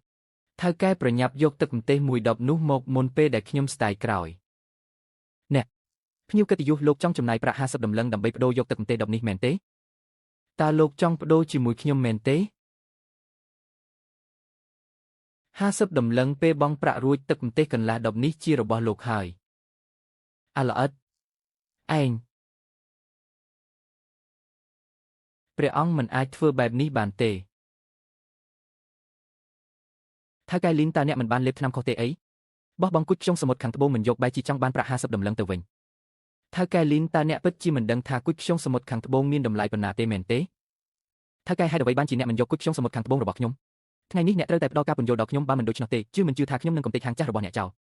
ថៅកែលីនគុជខ្យងសមុទ្រខាងត្បូងនេះខ្ញុំទើបតែបានពិនិត្យមើលរួចហើយគ្មានបញ្ហាអ្វីទេវាពិតជាគុជខ្យងសមុទ្រខាងត្បូងពិតប្រាកដមែនថៅកែលីនអ្នកត្រូវគិតឲ្យបានច្បាស់លាស់ប្រាក់អាចរកបាននៅពេលណាក៏បានប៉ុន្តែគុជខ្យងសមុទ្រខាងត្បូងពិតជាទ្រព្យសម្បត្តិដែលមនុស្សជាច្រើនចង់បានតែរកមិនបានឡើយតើមានប្រយោជន៍អ្វីរបស់នេះខ្ញុំយកទៅវិញវាមិនមានតម្លៃស្មើនឹងកាក់ស្ពាន់មួយផងសំទោសលោកប្រុសខ្ញុំជាមនុស្សសាមញ្ញស្គាល់តែប្រាក់កាក់ស្ពាន់ប្រាក់អាចរកកាក់ស្ពាន់បានប៉ុន្តែអ្នកយករបស់នេះមិនអាចយ៉ាងទៀតតើទឹកម្ទេសមួយដបរបស់ខ្ញុំនេះមានតម្លៃអ្វីទៅប្រៀបធៀបនឹងគុជខ្យងសមុទ្រខាងត្បូងរបស់លោកប្រុសបានលោកប្រុសក៏ជាភ្ញៀវនៅក្នុងហាងរបស់ខ្ញុំដែរតើខ្ញុំអាចឲ្យលោកប្រុសខាត់បង់ឲ្យអ្នកច្បាស់ជាមិនចង់បដូរជាមួយខ្ញុំទេភ្ញៀវកិត្តិយសប្រាក់50ដំឡឹងទឹកម្ទេសដបនេះជារបស់លោកហើយល្អចាំបន្តិចត្បូងថ្មនេះជាវត្ថុតំណាងស្នេហាដែលព្រះនាងម្ចាស់ទ្រង់បានប្រទានមកខ្ញុំកាលពីឆ្នាំនោះបើគេដឹងថាបាត់ព្រះនាងម្ចាស់ច្បាស់ជាធ្វើបាបខ្ញុំនឹងហងពណ៌ស្បែកតង់នេះយ៉ាងហោចណាស់ក៏មានតម្លៃ200ដំឡឹងដែរតើអ្នកមិនចង់បានកាក់ស្ពាន់ទេយកវាទៅបដូរទៅ200ដំឡឹងលោកប្រុសត្បូងថ្មនោះគឺពូយ៉ានរឿងនេះកុំប្រាប់ព្រះនាងម្ចាស់ឲ្យសោះព្រះអង្គគ្រាន់តែដើម្បីទឹកម្ទេសកន្លះដបនោះប្រសិនបើវាធ្វើឲ្យខុសទំនាក់ទំនងរវាងព្រះអង្គនិងព្រះនាងម្ចាស់តើវាមានតម្លៃទេពូយ៉ានព្រះវរិទ្ធបតាមិនមែនតែងតែស្ដីបន្ទោសខ្ញុំថាគ្មានការងារធ្វើនឹងខ្ជិលច្រអូសទេបើខ្ញុំយកទឹកម្ទេសដបនេះទៅថ្វាយព្រះវរិទ្ធបតាតើអាចបិទមាត់ទ្រង់បានទេភ្ញៀវកិត្តិយសត្បូងថ្មនេះមានតម្លៃ200ដំឡឹងតើលោកចង់បន្តដំឡើងថ្លៃទៀតទេទឹកម្ទេសជារបស់គេហើយខ្ញុំសូមប្រកាសថាទឹកម្ទេសជារបស់លោកប្រុសម្នាក់នេះការិយាល័យយោធាកំពុងចាត់ការរឿងក្តីមនុស្សមិនពាក់ព័ន្ធសូមប្រញាប់ជិះចេញជាបន្ទាន់ជិះចេញតើពួកអ្នកចង់ធ្វើអ្វីការិយាល័យយោធាហេតុអ្វីបានជាមនុស្សមកពីការិយាល័យយោធាមកទីនេះការិយាល័យយោធាទទួលខុសត្រូវក្នុងការចាប់ខ្លួនជនល្មើសរបស់រាជវាំងតើអាចមកដើម្បីចាប់ថៅកែណានិងមេបច្ឆៅទាំងពីរនាក់ទេលោកឧត្តមសេនីយ៍ស៊ូយើងខ្ញុំទទួលបានបញ្ជាពីប្រធានយ៉ាងឲ្យមកចាប់ខ្លួនជនល្មើសសូមលោកឧត្តមសេនីយ៍ស៊ូកុំលូកដៃក្នុងរឿងនេះអីក្មេងទាំងពីរនាក់នេះតើពួកគេមានទោសអ្វីពួកគេបានព្យាយាមធ្វើឃាតលោកមាព្រះរាជាតើអ្នកនិយាយអ្វីឪពុករបស់ពួកគេកាលពីឆ្នាំនោះជាជនល្មើសរបស់រាជវាំងដែលត្រូវបានលោកមាព្រះរាជាផ្ទាល់បញ្ជូនទៅក្នុងគុកឥឡូវនេះមានគេដឹងថាពួកគេចង់សងសឹកឲ្យពុកប្រធានយ៉ាងឲ្យយើងនាំក្មេងទាំងពីរនាក់នេះទៅវិញដើម្បីសួរចម្លើយយ៉ាងតឹងរ៉ឹងឯងនិយាយកុហកក្មេងទាំងពីរនាក់នេះច្បាស់ជាមិនដែលទៅវិមានលោកមាព្រះរាជាផងយើងសង្ស័យថាថៅកែភោជនីយដ្ឋាននេះមានចេតនាការពារជនល្មើស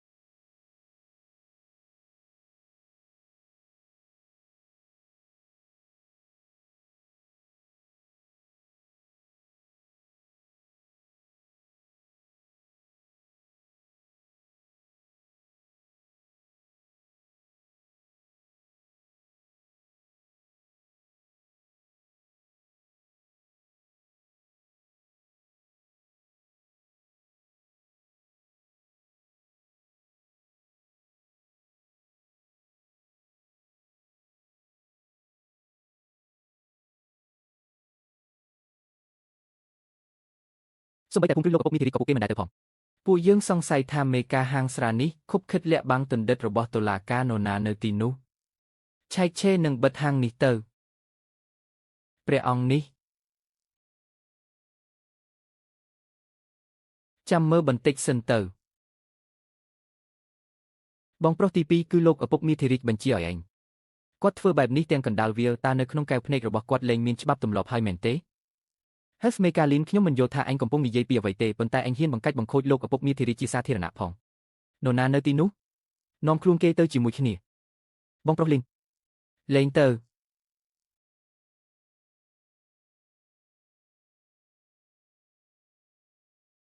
វីវហើយទឹកម្ទេសរបស់ខ្ញុំទឹកម្ទេសមែនទេ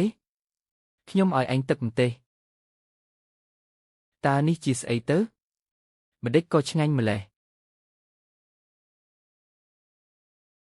ឈប់ដៃភ្លាម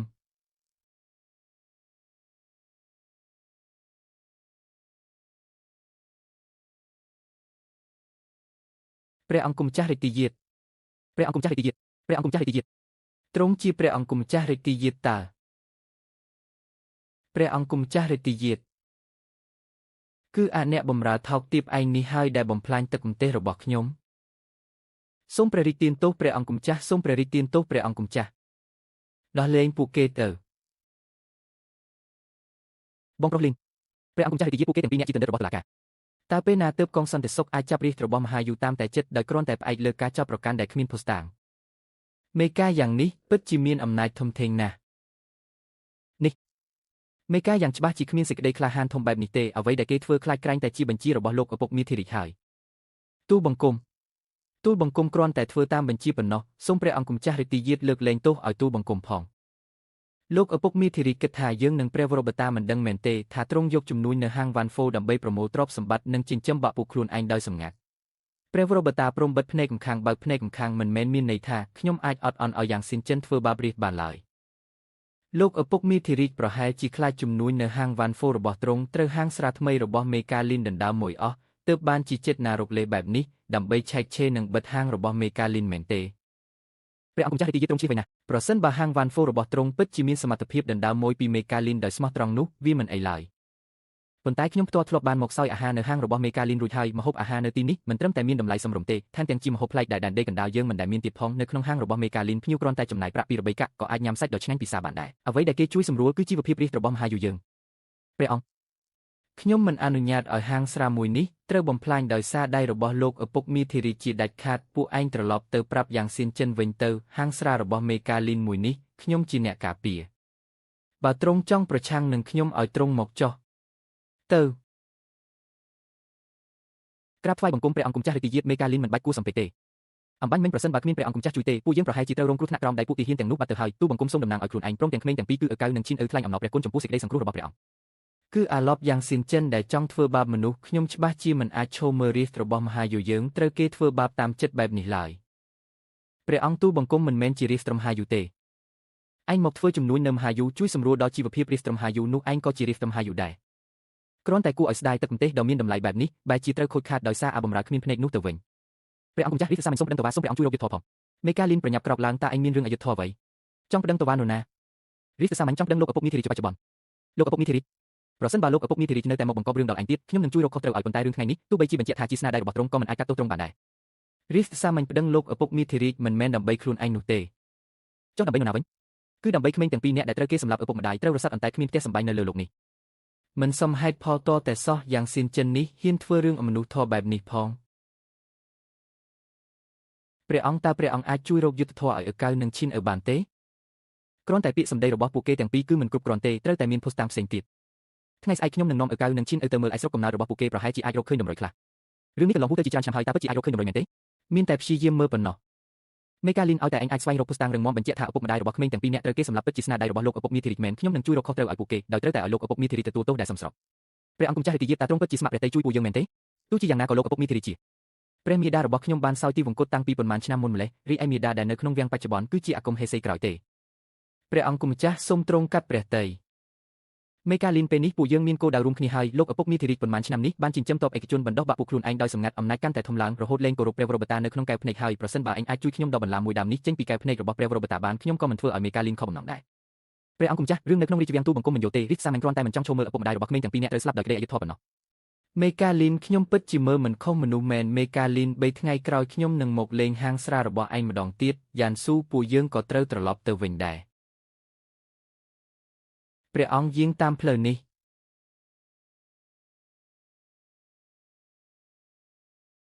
ពិតមែនហើយមេកាលីនចុះទឹកម្ទេសនោះ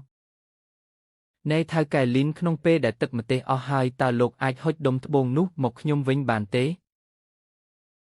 ថៅកែលីនទឹកម្ទេសត្រូវបានគេធ្វើឲ្យបែកអស់ហើយគ្មានទេត្បូងនោះសូមថៅកែលីនប្រគល់មកខ្ញុំវិញមកព្រះអង្គម្ចាស់ហុចត្បូងមកឲ្យទូបង្គំវិញល្អជាងចាំព្រះអង្គយាងមកលើកក្រោយទូបង្គំនឹងរៀបចំថ្មីមួយដបទៀតថ្វាយពិតមែនទេ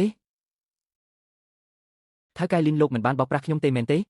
ទឹកម្ទេសជារបស់ដ៏មានតម្លៃណាស់ប៉ុន្តែដបវលដែលប្រើសម្រាប់ដាក់នោះក៏មានតម្លៃមិនដែលលើកក្រោយពេលខ្ញុំមកលោកពិតជាអាចរកឲ្យខ្ញុំមួយដបទៀតមែនទេ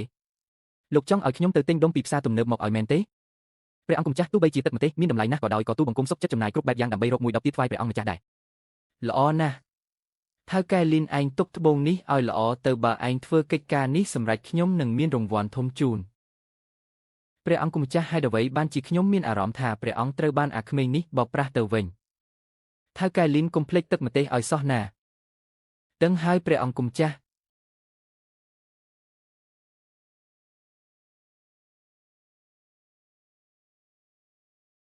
មានលុយដែលយងតុងប៉ាវច្រើនម្លេះបងហ្វុងពួកយើងមានហើយមិនមែនទេបងហ្វុងខ្ញុំភ្លេចថាបងមានតាំងពីយូរហើយតើអាម៉ាប់លុយកាក់ទាំងនេះពួកយើងចែកគ្នាម្នាក់ពាក់កណ្ដាលទេបងហ្វុងនេះជាសំណាងរបស់បងទេខ្ញុំគ្រាន់តែជួយកម្លាំងបន្តិចបន្តួចប៉ុណ្ណោះខ្ញុំមិនអាចយកច្រើនយ៉ាងនេះទេអាម៉ាប់ពួកយើងជាបងប្អូននឹងគ្នាដោយសារតែបងជាបងប្អូនល្អបំផុតរបស់ខ្ញុំទើបខ្ញុំមិនអាចកេងចំណេញពីបងបានទេបងហ្វុងខ្ញុំសុំយកពីកាក់នេះទៅចុះឲ្យតែថ្ងៃក្រោយបងឲ្យខ្ញុំដើរតាមបងទៀតនោះហើយជារង្វាន់ធំបំផុតសម្រាប់ខ្ញុំអាម៉ាប់ខ្ញុំពិតជាមិនខុសមែនដែលរាប់អានឯងជាមិត្តបងហ្វុងរវាងពួកយើងទាំងពីរនិយាយរឿងបែបនេះធ្វើអីទៀត2-3ថ្ងៃទៀតគឺជាពិធីជួបជុំមិត្តរួមថ្នាក់ដែលរៀបចំដោយសុងឈីវហើយបងហ្វុងដល់ពេលនោះបងនៅតែគ្រងលាក់បាំងពីមុខសុងឈីវនិងយូមេងទៀតមែនទេអាម៉ាប់ចុះអញចង់ឲ្យខ្ញុំធ្វើម៉េចវិញជាការពិតណាស់ខ្ញុំចង់ឃើញបងបង្ហាញភាពមានបាននៅក្នុងពិធីជួបជុំនោះយ៉ាងខ្លាំងដើម្បីវាយប្រហារពួកអាភ្នែកឆ្កែមើងងាយមនុស្សទាំងនោះអាម៉ាប់ឥឡូវពួកយើងមានលុយជាងមុនហើយថ្ងៃមុខក៏នឹងកាន់តែល្អប្រសើរឡើងដែរប៉ុន្តែឯងត្រូវចាំថាកាលណាជាបែបនេះពួកយើងកាន់តែត្រូវដើរចេញឲ្យឆ្ងាយពីមនុស្សដូចជាសុងឈីវពួកយើងមិនរាប់អានមនុស្សថោកទាបបែបនោះទេបងហ្វុងចុះពិធីជួបជុំមិត្តភក្តិនឹងបងមិនទៅទេមែនទេចាំដល់ពេលនោះសិនចាំគិតទៀតចុះអូមែនហើយអាម៉ាប់ចុះពីកាក់ដែលយងតុងប៉ាវនេះឯងគិតធ្វើម៉េចដែរពិតណាស់គឺយកទៅដូរនៅហាងលក់របស់បុរាណហើយបងហ្វុងនៅចិត្តបូរីរបស់បងមានមួយតាហាងរបស់បុរាណនោះខ្ញុំធ្លាប់ទៅហើយថៅកែមិនកើតទេកាក់ដែលយងតុងប៉ាវដែលមានតម្លៃទីផ្សារ 20,000 គេហ៊ានបង្អាប់ថ្លៃសល់តែ800ទេយីនេះមិនមើលងាយមនុស្សស្មារតីទេឯងទុកចិត្តខ្ញុំទុកពីកាក់នេះឲ្យខ្ញុំចាត់ចែងចុះខ្ញុំស្គាល់លោកតាឈិនម្នាក់គាត់អាចឲ្យតម្លៃខ្ពស់ជាងទីផ្សារ2 ដងខ្ពស់ជាងតម្លៃទីផ្សារ2 ដងអីចឹងមិនគឺ 12,000 ទេអីបងហ្វុងខ្ញុំដើរតាមបង2-3ថ្ងៃនេះអាចរកបានដល់ទៅ 12,000 ឯណោះបើថៅកែហាងរបស់បុរាណនោះដឹងច្បាស់ជាសោកស្ដាយខ្លាំងណាស់ព្រោះគេចង់កេងចំណេញពីបងហ្វុងតែបែរជាបាត់បង់អតិថិជនធំបំផុតក្នុងឆាកជីវិតទៅវិញអាម៉ាប់យប់នេះសម្រាប់ឲ្យស្រួលទៅថ្ងៃស្អែកពួកយើងមានការងារត្រូវធ្វើទៀតបងហ្វុងបងឲ្យខ្ញុំធ្វើអីខ្ញុំធ្វើនឹង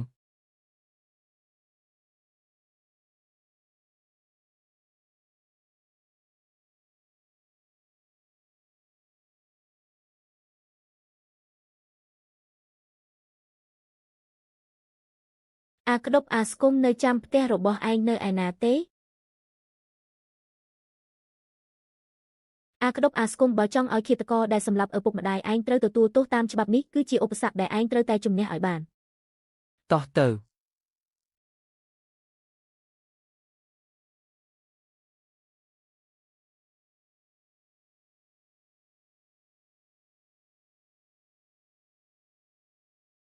អាក្តុបអាស្គុំលោកយាយស្គាល់ក្មេងទាំងពីរនាក់នេះទេស្គាល់តើតាំងពីឪពុកម្ដាយគេកើតរឿងនោះមកមិនដឹងជាប៉ុន្មានឆ្នាំហើយទេដែលមិនបានជួបឥឡូវធំអស់ហើយតើអាក្តុបអាស្គុំខ្ញុំគឺមីងវាងតើឯងមិនស្គាល់ខ្ញុំទេអីមីងវាងក្មេងល្អឲ្យព្រះពិតជាគ្មានភ្នែកមែនហេតុអ្វីឲ្យក្មេងល្អទាំងពីរនាក់ជួបរឿងបែបនេះទៅវិញលោកយាយពួកយើងមកថ្ងៃនេះគឺដើម្បីរឿងឪពុកម្ដាយរបស់គេនឹងឯងលោកយាយកាលពីរឿងនោះកើតឡើងលោកយាយដឹងរឿងអីខ្លះដែរអ្នកឯងសួររឿងនោះធ្វើអីខ្ញុំមិនដឹងទេខ្ញុំមិនដឹងអីទាំងអស់លោកយាយមិនបាច់ខ្លាចទេពួកយើងមកលើកនេះគឺដើម្បីស៊ើបអង្កេតស្វែងរកឃាតករពិតប្រាកដដែលសម្លាប់ឪពុកម្ដាយរបស់គេដើម្បីយកជនល្មើសមកប្រន្ទាទោសតាមច្បាប់មិនទេអ្នកឯងមិនអាចប្តឹងគេបានទេតើអ្នកឯងដឹងទេថាអ្នកដែលសម្លាប់ឪពុកម្ដាយរបស់ក្មេងទាំងពីរនាក់នេះជានរណាខ្ញុំដឹងគឺជាមាព្រះរាជា និយាយតិចទៅចង់ងាប់មែនទេអ្នកឯងពិតជាចង់ទៅប្តឹងមានព្រះរាជាមែនទេ លោកយាយតើលោកយាយដឹងអ្វីខ្លះសូមប្រាប់ពួកយើងផងពួកយើងទទួលបញ្ជាពីព្រះរាជបុត្រាមកស៊ើបអង្កេតករណីនេះឯងកុហកព្រះរាជបុត្រាមិននឹងអាចមកខ្វល់ខ្វាយនឹងរឿងក្តីតូចតាចយ៉ាងនេះទៅលោកយាយមកចូលចាក់សក់នេះគឺព្រះមេត្តាទ្រង់ប្រគល់ឲ្យខ្ញុំមុនពេលសោយទីវង្គតលោកយាយមើលឲ្យច្បាស់ទៅខ្ញុំគឺជាមេតបយូលីននៃរាជវាំងនេះគឺជាផ្លាកសម្គាល់របស់ខ្ញុំអាចធានាបានថាអ្វីដែលថៅកែលីននិយាយមិញនេះគឺជាការពិតទាំងអស់ប្រែថាគឺជាមេតបស្រីយូលីននៃរាជវាំងសោះស្រីជនបទម្នាក់នេះសូមក្រាបថ្វាយបង្គំលោកម្ចាស់លោកយាយមិនបាច់គួរសមពេកទេលោកម្ចាស់នេះជារបស់ដែលមេដាលោកម្ចាស់ប្រគល់ឲ្យលោកម្ចាស់ទេស្រីជនបទមិនហ៊ានទទួលយកជាដាច់ខាតលោកយាយទុកមកចូលចាក់សក់នេះឲ្យល្អទៅគ្រាន់តែសុំឲ្យលោកយាយប្រាប់រឿងទាំងអស់ដែលលោកយាយដឹងមកពួកយើងទៅបានហើយនឹកស្មានមិនដល់ថាមេតបស៊ូក៏មានរបស់ប្រើប្រាស់ផ្ទាល់ខ្លួនរបស់នារីបែបនេះដែរសោះរបស់ក្នុងបន្ទប់ស្រីបែបនេះកុំចេះដឹងរឿងគេលោកម្ចាស់រឿងកាលពីឆ្នាំនោះខ្ញុំគ្រាន់តែគេនិយាយគ្នាប៉ុណ្ណោះបើមិនដូច្នេះទេលោកម្ចាស់អាចទៅសួរជាងឈើតាហ៊ូនៅផ្ទះក្បែរខាងបានយប់កើតហេតុនោះគាត់នៅផ្ទះគាត់រស់នៅផ្ទះខាងស្ដាំផ្ទះឪកើពួកយើងទៅលោកម្ចាស់របស់នេះប្រគល់ជូនលោកវិញមិនបាច់ទេ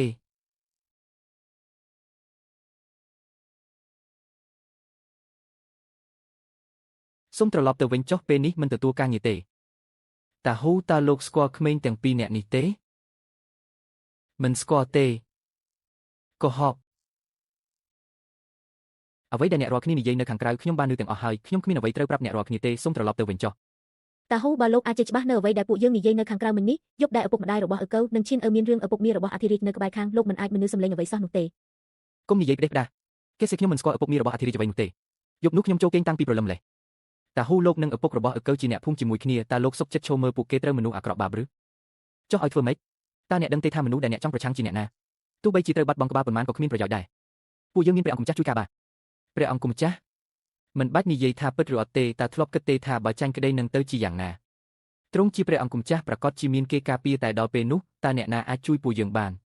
ត្រឡប់ទៅវិញទាំងអស់គ្នាទៅខ្ញុំនៅចង់រស់នៅជាមួយប្រពន្ធខ្ញុំ2-3ឆ្នាំទៀតតាហ៊ូពួកយើងអាថតគុំនិយាយអីទៀតតាហ៊ីនិយាយត្រូវហើយពួកយើងគ្មានសិទ្ធិសុំឲ្យអ្នកដទៃមកភ្នាល់ជីវិតជាមួយពួកយើងទេលោកម្ចាស់ទាំងឡាយមិនមែនខ្ញុំចង់ជួយទេតែប្រពន្ធខ្ញុំឈឺដេកលើគ្រែត្រូវតែមានអ្នកមើលថែបើខ្ញុំមានរឿងអ្វីកើតឡើងយាយវា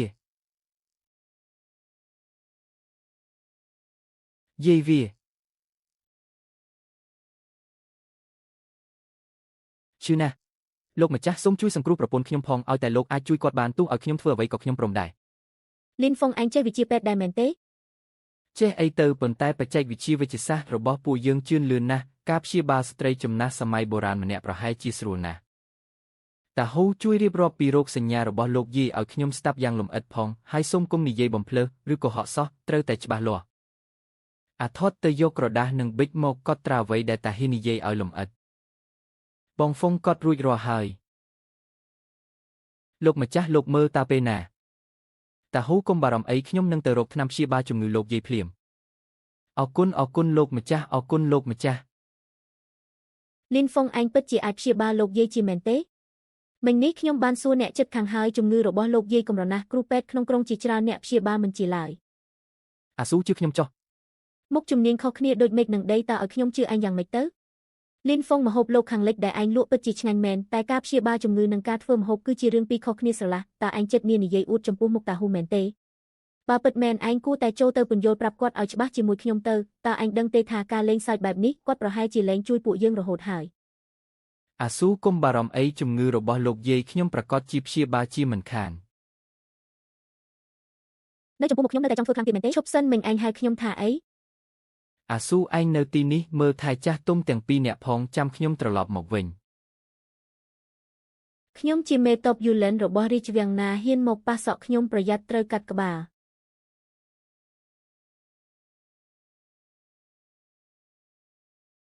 លោកគ្រូពេទ្យមនុស្សចាស់នៅផ្ទះឈឺរោគសញ្ញាសំខាន់ទាំងអស់ត្រូវបានសរសេរនៅលើនោះហើយនេះជាជំងឺរលាកទងសួតធម្មតាទេខ្ញុំចេញថ្នាំផ្សះឲ្យពីប្រអប់លេប2គ្រាប់ក្រោយបាយមួយថ្ងៃ5គ្រាប់យ៉ាងយូរមួយសប្តាហ៍នឹងជាសះស្បើយហើយបើអាចគួរតែនាំគាត់មកពិនិត្យដោយផ្ទាល់ល្អជាងមិនបាច់ទេលោកគ្រូពេទ្យលោកយាយគាត់មិនសូវស្រួលខ្លួនមកទេ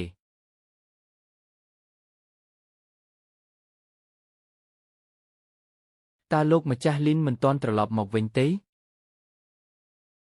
ប្រាប់ហើយថាឲ្យកុំធ្វើពូកែពេកបងហ្វុងប្អូនប្រុសរបស់បងមិនទាន់ត្រឡប់មកវិញទេតើបងមិនបារម្ភបន្តិចទេ មេតបស៊ូកុំបារម្ភអីបងហ្វុងប្រកាសជាយកថ្នាំព្យាបាលលោកយាយមកមិនខាន មិនដឹងជាពួកឯងម្នាក់មិនបានជាមានទំនុកចិត្តម្លេះទេ មើលចុះបងហ្វុងត្រឡប់មកវិញហើយ លីនហ្វុង តាហ៊ូថ្នាំខ្ញុំយកមកឲ្យលោកយាយហើយអរគុណលោកម្ចាស់លីនអរគុណលោកម្ចាស់លីន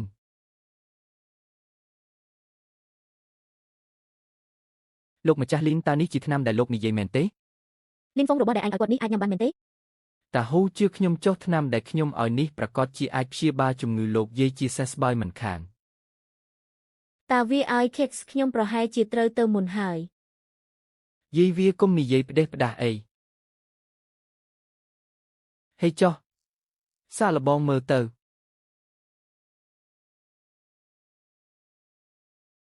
តើរបស់នេះត្រូវញ៉ាំយ៉ាងម៉េចទៅតាហ៊ូហុចថ្នាំមកឲ្យខ្ញុំ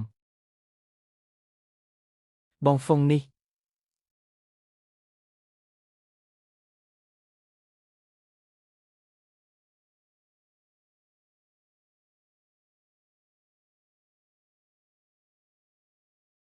តាវាឲ្យខ្ញុំហាក់ដូចជា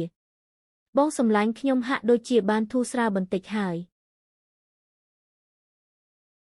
លោកម្ចាស់លីនគុណបំណាច់របស់លោកខ្ញុំចំណាំទុកក្នុងចិត្តមិនអាចបំភ្លេចបានឡើយ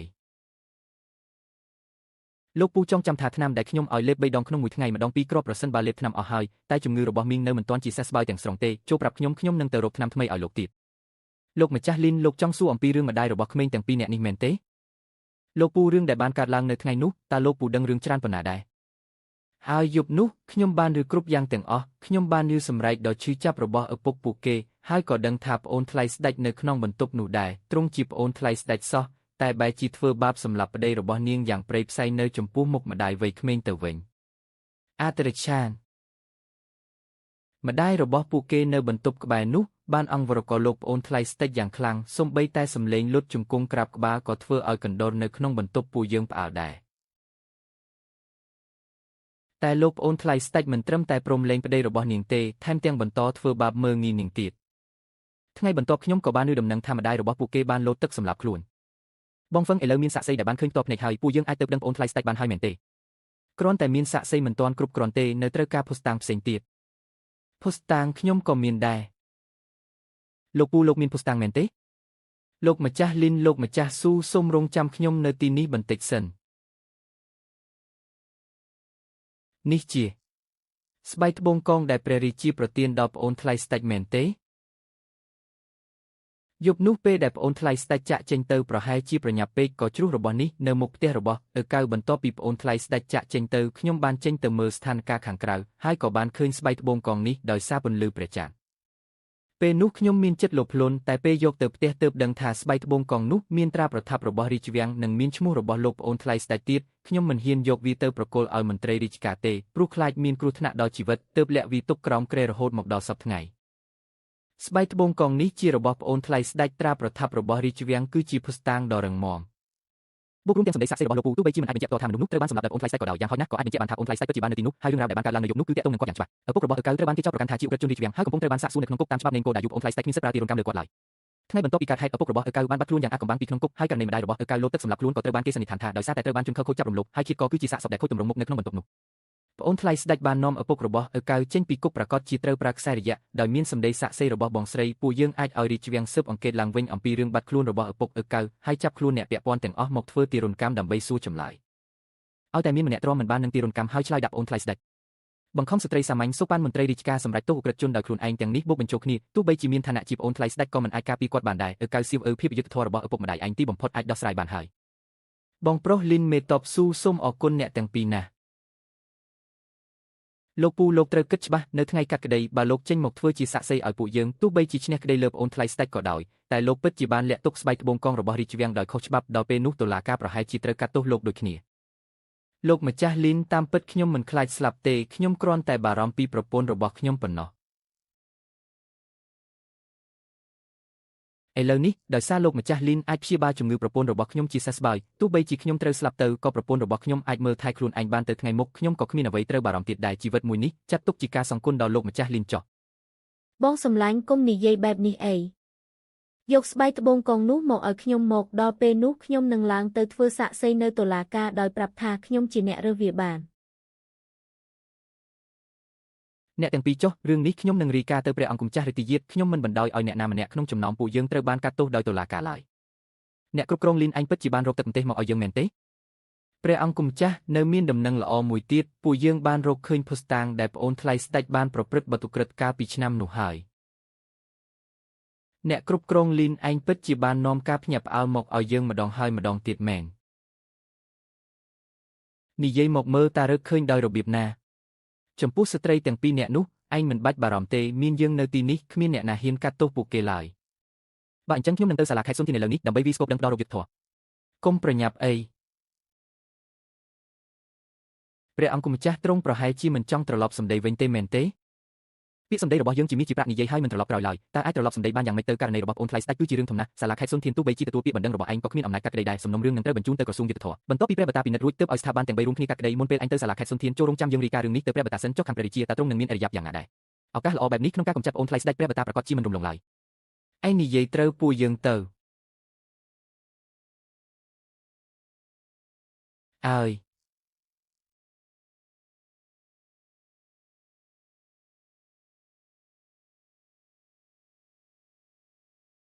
ព្រះរាជាសុខភាពជាចម្បងសូមទ្រង់សោយនំខ្លះនិងសម្រាប់បន្តិចទៅ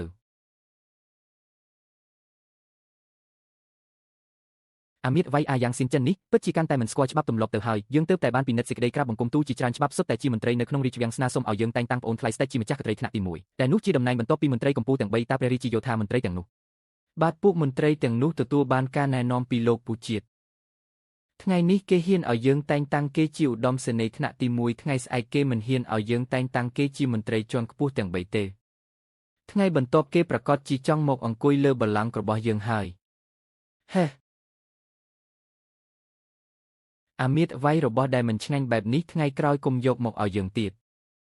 ព្រះករុណានំផ្កាក់អមនេះធ្វើឡើងដោយផ្ទាល់ដៃពីចុងភៅដ៏ចំណានបំផុតរបស់ផ្ទះបាយវាំងព្រះករុណាទ្រង់រវល់នឹងកិច្ចការរដ្ឋនាពេលថ្មីនេះហើយសោយតិចតួចណាស់បើនៅតែបែបនេះយូរទៅខ្លាចក្រែងប៉ះពាល់ដល់ព្រះរាជសុខភាពបានហើយយកវាទៅវិញទៅយើងគ្មានចំណង់អាហារទេព្រះករុណាព្រះរាជបុត្រស្នើសុំចូលគាល់ព្រះរាជបុត្រគេមកធ្វើអ្វីក្រាបទូលព្រះករុណាព្រះរាជបុត្រមានរឿងសំខាន់ចង់ទូលថ្វាយព្រះករុណាតាក់ទងនឹងលោកពូជាតិឲ្យគេចូលមកចុះ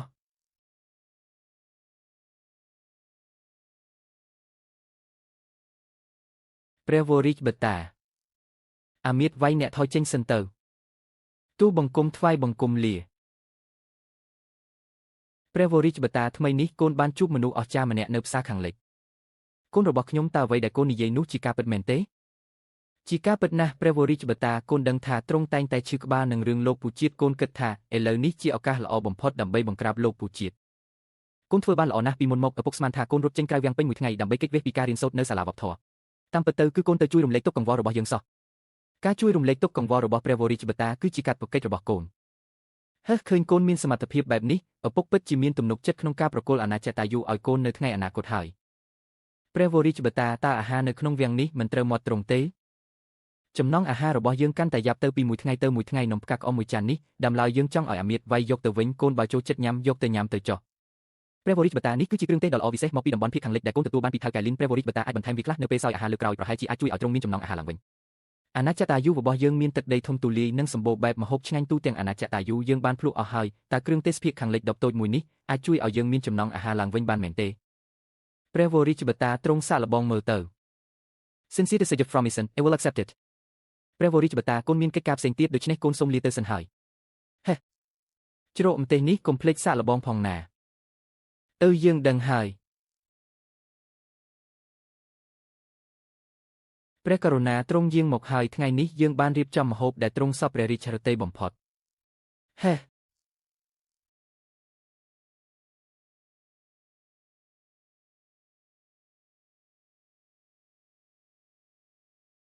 ព្រះករុណាតើទ្រង់មិនសពព្រះរាជហឫទ័យនឹងម្ហូបថ្ងៃនេះទេទូបង្គំនឹងទៅប្រាប់ផ្ទះបាយវាំងឲ្យធ្វើថ្មីជូនព្រះករុណាមិនបាច់ទេព្រះករុណានេះគឺព្រះរាជបុត្រឲ្យយើង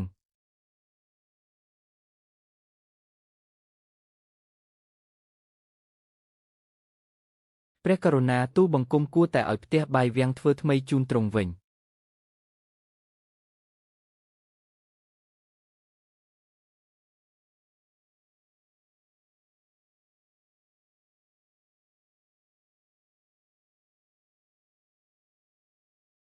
ថៅកែលីនខាងព្រះវរិជបតាខ្ញុំបានទូលប្រាប់រួចរាល់ហើយឲ្យតែមានភស្តុតាងច្បាស់លាស់ពីបទល្មើសរបស់លោកពូជាតិព្រះវរិជបតានឹងជួយលោកដោយសម្ងាត់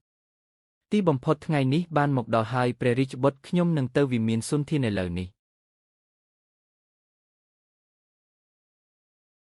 go សានឪពួកឯងចាំនៅទីនេះចុះខ្ញុំនឹងទៅរកយុទ្ធធរជូនឪពុកម្ដាយរបស់ពួកឯងឥឡូវនេះបងប្រុសលីនអរគុណបងច្រើនណាស់បងប្រុសលីនបងមិនមានគ្រោះថ្នាក់អ្វីទេមែនទេផាំងស៊ីអាស៊ូអាជីវកម្មនៅហាងអាហារនេះផ្ញើលើពួកឯងហើយ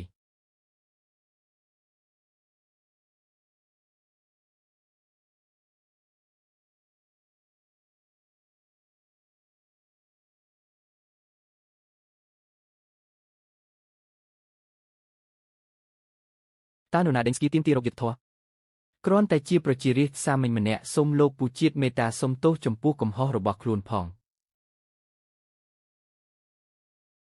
មិនល្អទេលោកម្ចាស់ថៅកែលីនម្នាក់នោះកំពុងតែវីស្គីទៀមទីរកយុទ្ធធរនៅមុខវិមានសុនធាននិយាយថាចង់ប្តឹងលោកម្ចាស់ Heslin ហ្វឹងម្នាក់នេះពិតជាមានសេចក្តីក្លាហានណាស់លើកមុនដោយសារតែយល់មុខព្រះរាជបុត្រខ្ញុំក៏មិនបានបន្តធ្វើបាបហាងអាហាររបស់គេទៀតដែរមិននឹកស្មានថាគេបែរជាមិនស្គាល់ល្អអាក្រក់ហ៊ានប្តឹងទាំងខ្ញុំទៀតទោះបីជាខ្ញុំឲ្យមនុស្សទៅបង្កការរំខានដល់អាជីវកម្មរបស់គេក៏តើមានរឿងអ្វីកើតឡើងតើព្រះករុណាអាចនឹងដាក់ទោសខ្ញុំដោយសារតែរឿងតូចតាចបែបនេះមែនទេលោកម្ចាស់ខ្លាចក្រែងរឿងដែលថៅកែលីនចង់ប្តឹងនោះមិនមែនជារឿងដែលលោកម្ចាស់បញ្ជាឲ្យអ្នកគ្រប់គ្រងយ៉ាងទៅឆែកឆេរហាងអាហារនោះទេបើមិនមែនរឿងនឹងទេតើគេចង់មានន័យថាម៉េចទូលបង្គំខ្លាចក្រែងថាអ្វីដែលគេចង់ប្តឹងនោះគឺជារឿងដែលលោកម្ចាស់បានបង្កឲ្យពុកម្ដាយរបស់ក្មេងទាំងពីរនាក់នៅក្បែរខ្លួនគេស្លាប់កាលពីឆ្នាំនោះមិនអាចទៅរួចទេរឿងរ៉ាវកន្លងហួសទៅយូរណាស់ហើយតើគេបានភស្តុតាងមកពីណាទោះបីជាមានតើនរណាហ៊ានធ្វើជាសាក្សីឲ្យគេឯងទៅវិមានសុនធានភ្លាមដើម្បីស៊ើបសួររឿងនេះឲ្យច្បាស់លាស់បាទលោកម្ចាស់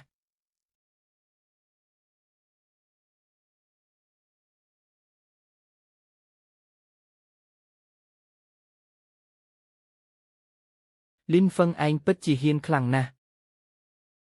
លីនហ្វឹងឯងនិយាយថាឯងចង់ប្តឹងពីករណីឃាតកម្មរបស់ឪពុកមាសស្ដេចកាលពី3ឆ្នាំមុនតើមានភស្តុតាងទេ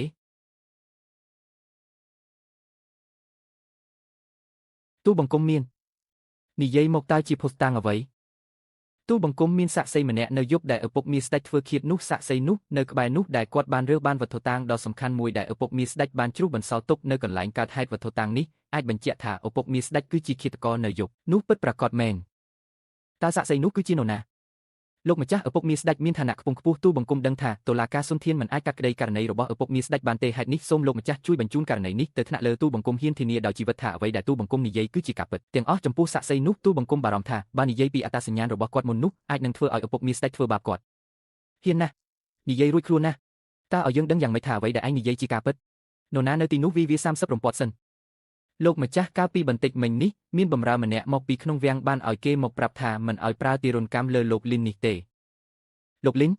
ចុះបម្រើម្នាក់នោះជារបស់នរណាបម្រើម្នាក់នោះនិយាយថានេះជាព្រះតម្រិះរបស់ព្រះអង្គម្ចាស់លោកម្ចាស់ករណីនេះពាក់ព័ន្ធនឹងឪពុកមាសស្ដេចហើយមានទាំងព្រះអង្គម្ចាស់នៅពីក្រោយទៀតករណីនេះប្រហែលជា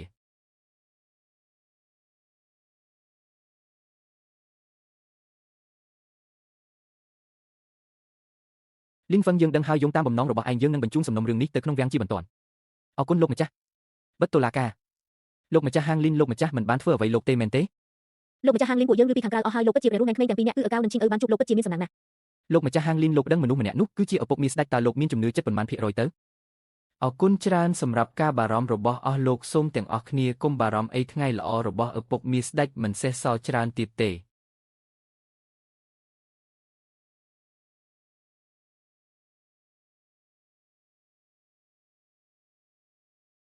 បងហ្វឹងយ៉ាងម៉េចហើយលោកម្ចាស់សុនធានបានបញ្ជូនសំណុំរឿងទៅហើយចាំតែព្រះមហាក្សត្រយល់ព្រមករណីនេះនឹងអាចកាត់ក្តីបានហើយល្អណាស់ឪកៅជីងឪករណីអយុត្តិធម៌របស់ឪពុកម្ដាយពួកឯងចិត្តត្រូវបានដោះស្រាយហើយព្រះអង្គម្ចាស់រឿងដែលកើតឡើងនៅតុលាការថ្ងៃនេះមិនយូរទេនឹងឬដល់ត្រចៀករបស់ឪពុកមាសស្ដេចពេលដែលឪពុកមាសស្ដេចស៊ើបអង្កេតគាត់នឹងងាយស្វែងរកឃើញថាអ៊ំហ៊ូគឺជាសាក្សីរបស់ពួកយើងក្នុងអំឡុងពេលនេះពួកយើងត្រូវតែការពារសុវត្ថិភាពរបស់អ៊ំហ៊ូនិងលោកយាយឲ្យបានល្អរឿងនេះខ្ញុំបានចាត់មនុស្សឲ្យទៅធ្វើហើយខ្ញុំបានជ្រើសរើសក្រុមឆ្មាំវិមានខាងកើតដែលគួរឲ្យទុកចិត្តមួយក្រុមឲ្យពួកគេល្បាតនៅជុំវិញផ្ទះរបស់អ៊ំហ៊ូបើមានរឿងអ្វីកើតឡើងពួកគេនឹងចាត់វិធានការភ្លាមព្រះអង្គម្ចាស់ពិតជាយកចិត្តទុកដាក់ណាស់អ៊ំហ៊ូគឺជាគន្លឹះរបស់ពួកយើងក្នុងការផ្ដួលឪពុកមាសស្ដេចមិនអាចបណ្ដោយឲ្យគាត់និងលោកយាយមានគ្រោះថ្នាក់ជាដាច់ខាតលោកម្ចាស់ហាងលីនលោកម្ចាស់របស់ខ្ញុំផ្ដាំខ្ញុំឲ្យមកជួបលោកតើលោកម្ចាស់របស់ឯងគឺជាឪពុកមាសស្ដេចមែនទេ លោកម្ចាស់របស់ខ្ញុំដឹងថាលោកនិងម្ចាស់ហាងវ៉ាងនៃហាងវ៉ាន់ហ្វូមានទំនាស់នឹងគ្នាឲ្យតែលោកព្រមទៅដកពាក្យបណ្ដឹងនៅតុលាការសុនធានវិញលោកម្ចាស់របស់ខ្ញុំនឹងប្រគល់ម្ចាស់ហាងវ៉ាងឲ្យលោកចាត់ការតាមចិត្តហើយហាងវ៉ាន់ហ្វូក៏នឹងក្លាយជារបស់លោកនាពេលអនាគតដែរត្រឡប់ទៅប្រាប់លោកម្ចាស់របស់ឯងវិញទៅថាធ្វើអំពើអាក្រក់ច្រើនគង់តែវិនិច្ឆ័យខ្លួនឯងទេខ្ញុំមិនចាប់អារម្មណ៍នឹងជីវិតរបស់ម្ចាស់ហាងវ៉ាងទេខ្ញុំគ្រាន់តែចង់ឲ្យគាត់សងយុត្តិធម៌ដល់ប្តីប្រពន្ធដែលត្រូវគាត់សម្លាប់នោះតែប៉ុណ្ណោះលោកម្ចាស់ហាងលីនលោកគុំសោកស្ដាយឲ្យសោះ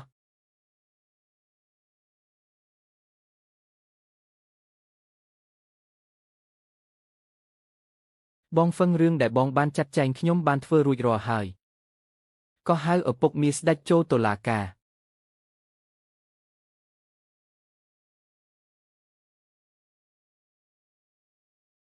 ព្រះអង្គម្ចាស់តាមពិតទាំងអស់នេះសុទ្ធតែជាគំនិតរបស់ព្រះអង្គសោះលីវសៀនទៅជនរងគ្រោះ3នាក់បានចាប់ប្រកាន់ឯងថាកាលពី3ឆ្នាំមុនបានបង្ខំស្ត្រីវ័យក្មេងម្នាក់ជាដំបូងបានបង្កាច់បង្ខូចប្តីនាងឲ្យជាប់គុកបន្ទាប់មកបានសុកប៉ាន់ឆ្មាំគុកឲ្យនាំប្តីនាងចេញពីគុកដោយគ្មានការអនុញ្ញាតហើយធ្វើទារុណកម្មសម្រាប់គាត់នៅចំពោះមុខនាងយ៉ាងព្រៃផ្សៃចុងក្រោយបានបង្ខំឲ្យនាងស្លាប់ទាំងរស់តើឯងព្រមទទួលកំហុសទេនិយាយមិនពិតទេលោកម្ចាស់សៀងស៊ូលោកម្ចាស់ហាងលីននេះមានគំនុំផ្ទាល់ខ្លួនជាមួយខ្ញុំគាត់ច្បាស់ជាចង់មួយបង្កាច់ខ្ញុំហើយលីនហ្វឹងយើងឮថាឯងមានភស្តុតាងបញ្ជាក់ពីអំពើល្មើសរបស់ឪពុកមាស្ដេចកាលពីពេលនោះមែនទេលោកម្ចាស់សៀងស៊ូនៅយប់ដែលឪពុកមាស្ដេចធ្វើឃាតនោះមានអ៊ំប្រុសម្នាក់ត្រកូលហ៊ូនៅក្បែរនោះគាត់បានចេញទៅមើលស្ថានភាពក្រោយពេលកើតហេតុហើយបានរើសវត្ថុមួយដែលអាចជារបស់ឪពុកមាស្ដេចបន្សល់ទុកឯងនិយាយថាម៉េចនាំខ្លួនអ៊ំហ៊ូចូលមកលោកម្ចាស់សៀងស៊ូអ៊ំហ៊ូស្លាប់ហើយឯងនិយាយមិនពិតទេតើអ៊ំហ៊ូស្លាប់យ៉ាងម៉េចទៅ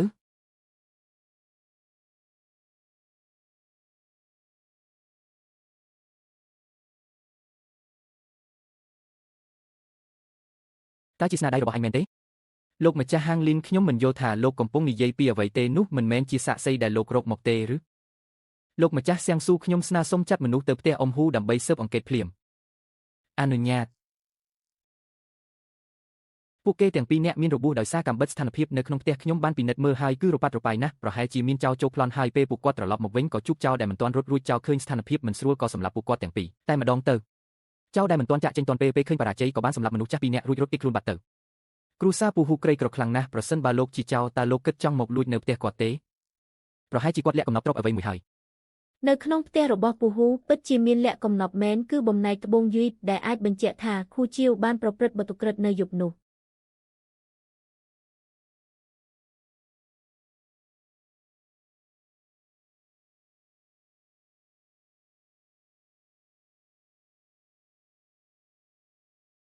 លីនហ្វុងពូហ៊ូបានស្លាប់ទៅហើយចុះភូស្តាងដែលឯងបាននិយាយនោះនៅណាភូស្តាងបាត់ហើយតើមិនទាន់ច្បាស់ទៀតទេអីគឺគេជាអ្នកសម្លាប់មនុស្សគ្រួសាររបស់ពូហ៊ូមិនកើតរឿងមុនមិនកើតរឿងក្រោយតែបែរជាមកកើតរឿងចំពេលដែលពួកយើងប្តឹងគេទៅវិញរបស់ដែលបាត់នៅក្នុងផ្ទះក៏ស្របពេលដែលជាភស្តុតាងបញ្ជាក់ពីបទល្មើសរបស់គេដែរមេកាលីននិយាយថាខ្ញុំជាអ្នកសម្លាប់តើមេកាលីនមានភស្តុតាងទេបើគ្មានភស្តុតាងទេគឺលោកស្រីកំពុងតែនិយាយបង្កាច់បង្ខូចខ្ញុំហើយលីនហ្វុងក្រៅពីខាងពូហ៊ូតើឯងនៅមានភស្តុតាងផ្សេងទៀតដែលអាចបញ្ជាក់ថាខូជាវបានប្រព្រឹត្តបាតុក្រិតកាលពីឆ្នាំនោះទេមេកាលីនខ្ញុំទុកពេលឲ្យលោកស្រី3ថ្ងៃក្រោយមកប្រសិនបើមិនអាចយកភស្តុតាងផ្សេងទៀតមកបង្ហាញទេលោកស្រីនឹងត្រូវចោទប្រកាន់ពីបទចោទប្រកាន់ដោយគ្មានមូលដ្ឋាននិងការក្បត់ជាតិហើយទោសនឹងត្រូវបន្ថែមមួយកម្រិតទៀតត្រឡប់ទៅវិញទាំងអស់គ្នាទៅ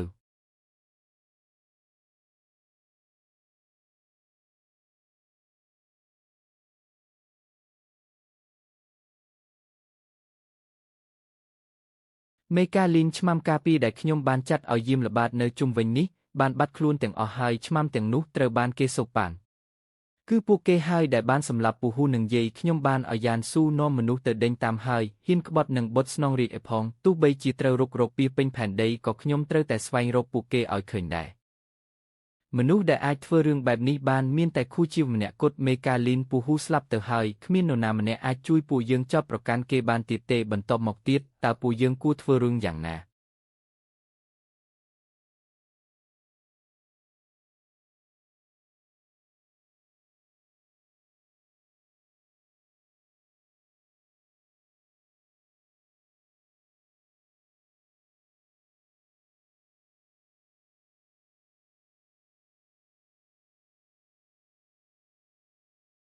មេកាលីនតើនេះជាអ្វីកាមេរ៉ាសុវត្ថិភាពកាមេរ៉ាសុវត្ថិភាពតើវាជាអ្វីទៅ កាលពីមុនខ្ញុំមិនសូវទុកចិត្តទើបឲ្យអាម៉ាប់មកផ្ទះពូហ៊ូដើម្បីដំឡើងកាមេរ៉ាសុវត្ថិភាពនៅកន្លែងលាក់កំបាំងក្នុងផ្ទះពេលនេះមើលទៅការត្រៀមខ្លួនទុកជាមុនពិតជាត្រឹមត្រូវមែន មេកាលីនខ្ញុំមិនសូវយល់ទេតានៃរបស់លោកស្រីគឺរបស់តូចមួយនេះអាចជួយពួកយើងប្តឹងឈ្នះខូជាវបានមែនទេ ព្រះអង្គម្ចាស់នៅពេលឡើងតុលាការលើកក្រោយទ្រង់រង់ចាំទស្សនារឿងល្អទៅចុះ លីនហ្វុងអសានវា3ថ្ងៃបានមកដល់ហើយតើឯងមានភស្តុតាងថ្មីដើម្បីបង្ហាញទេសូមអធិស្ឋានដែលរំខានពួកលោកបន្តទៅចុះ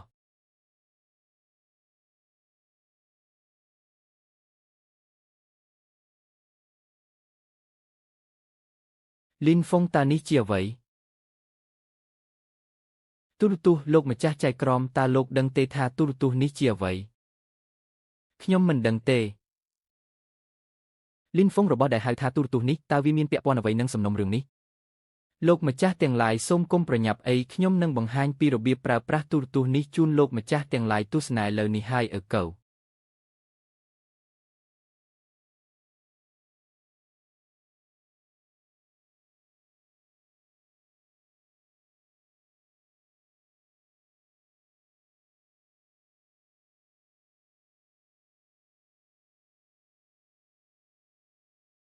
រញ៉េញ៉ៃមែន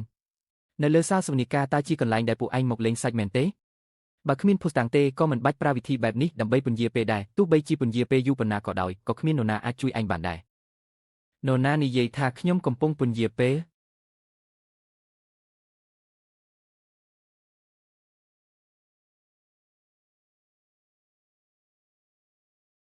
អ្វីដែលបានកត់ត្រានៅក្នុងនេះគឺជាភស្តុតាងដ៏រឹងមាំនៃការប្រព្រឹត្តបទល្មើសរបស់ខូជាវ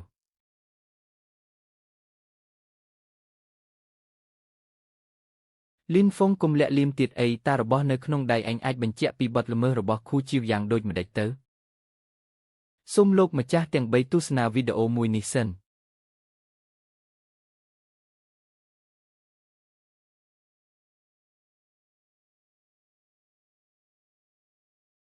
ទេវតាតើនេះជាទេវតាចុះពីលើមេឃមែនទេស្ងាត់ស្ងៀមលោកម្ចាស់សូមរក្សាភាពស្ងប់ស្ងាត់តាមខ្ញុំមើលទៅនេះគ្រាន់តែជាកញ្ចក់ពិសេសមួយប៉ុណ្ណោះដោយដែលលោកម្ចាស់ទាំងឡាយបានឃើញហើយកាមេរ៉ានេះអាចកត់ត្រានៅអ្វីដែលបានកើតឡើងរួចហើយបន្ទាប់មកតាមរយៈអេក្រង់ទូរទស្សន៍វានឹងបង្ហាញវីដេអូនៅរឿងរ៉ាវកាលពីអតីតកាលយ៉ាងច្បាស់លាស់របៀបប្រើប្រាស់ទូរទស្សន៍គឺពួកយើងបានដឹងហើយប៉ុន្តែឯងនៅតែមិនទាន់ពន្យល់ថាតើរបស់នេះមានពាក់ព័ន្ធអ្វីនឹងសំណុំរឿងនេះដែរលោកម្ចាស់ទាំង3តើលោកម្ចាស់គិតថាអាចមានលទ្ធភាពមួយទេនៅថ្ងៃដែលពូហ៊ូត្រូវបានគេសម្លាប់នៅក្នុងផ្ទះរបស់គាត់ចៃដនឲ្យឯងមានដាក់កាមេរ៉ាបែបនេះមួយដែរឯងនិយាយថាអីមិនអាចទៅរួចទេគឺមិនអាចទៅរួចជាដាច់ខាតនៅក្នុង USB Lesberg នេះមានផ្ទុកនៅវីដេអូរបស់ពូហ៊ូមិនអាចទៅរួចទេនៅក្នុង USB នេះមានផ្ទុកនៅវីដេអូដំណើរការទាំងស្រុងនៃឃាតកម្មលើពូហ៊ូនៅថ្ងៃនោះលោកម្ចាស់គួយជឿតើលោកចង់ឲ្យខ្ញុំចាក់វីដេអូនោះនៅទីនេះឲ្យអ្នករាល់គ្នាបានមើលដែរឬទេលោកម្ចាស់ស៊ូកុំជឿគេឲ្យសោះនេះគឺជាមន្តអាគមត្រូវហើយនេះជាមន្តអាគមរបស់ក្មេងនេះទាំងអស់លីនហ្វុងចាក់វីដេអូដែលឯងបាននិយាយនោះឲ្យពួកយើងមើលបន្តិចមើលបាទលោកម្ចាស់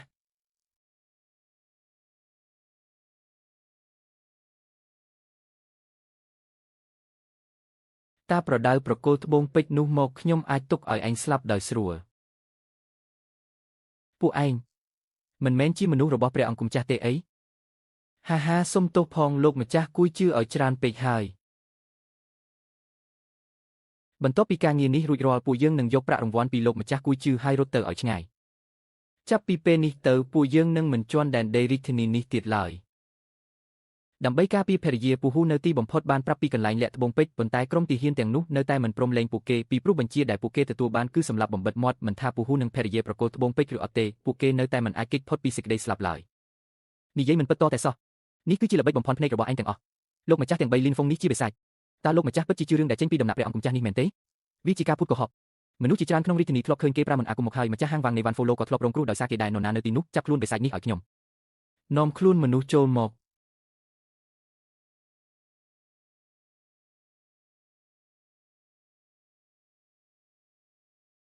មិនក៏ជាឯងទៅវិញ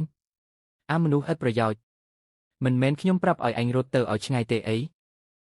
ព្រះអង្គម្ចាស់ទូបង្គំសុំទោសព្រះអង្គម្ចាស់ទូបង្គំសុំទោសព្រះអង្គម្ចាស់តើប្តីប្រពន្ធពូហ៊ូគឺឯងជាអ្នកសម្លាប់មែនទេគឺលោកម្ចាស់គួយជឿទូបង្គំធ្វើតាមបញ្ជារបស់លោកម្ចាស់ឯងនិយាយឈួតអាសាច់ឆ្កែឯងចង់ទម្លាក់កំហុសមកលើខ្ញុំមែនទេព្រះអង្គម្ចាស់មនុស្សម្នាក់នេះនិយាយកុហកទាំងស្រុងគេចង់ទម្លាក់កំហុសលើទូបង្គំនរណានៅទីនោះអូហាម្នាក់នេះទៅកាត់ក្បាលទៅ យ៉ាងសួនចិនឯងបានសម្លាប់ប្តីប្រពន្ធពូហ៊ូដើម្បីបិទបាំងការពិតនៃរឿងកាលពី3ឆ្នាំមុនឥឡូវនេះភស្តុតាងមានគ្រប់គ្រាន់តើឯងនៅមានអ្វីត្រូវដោះសារទៀត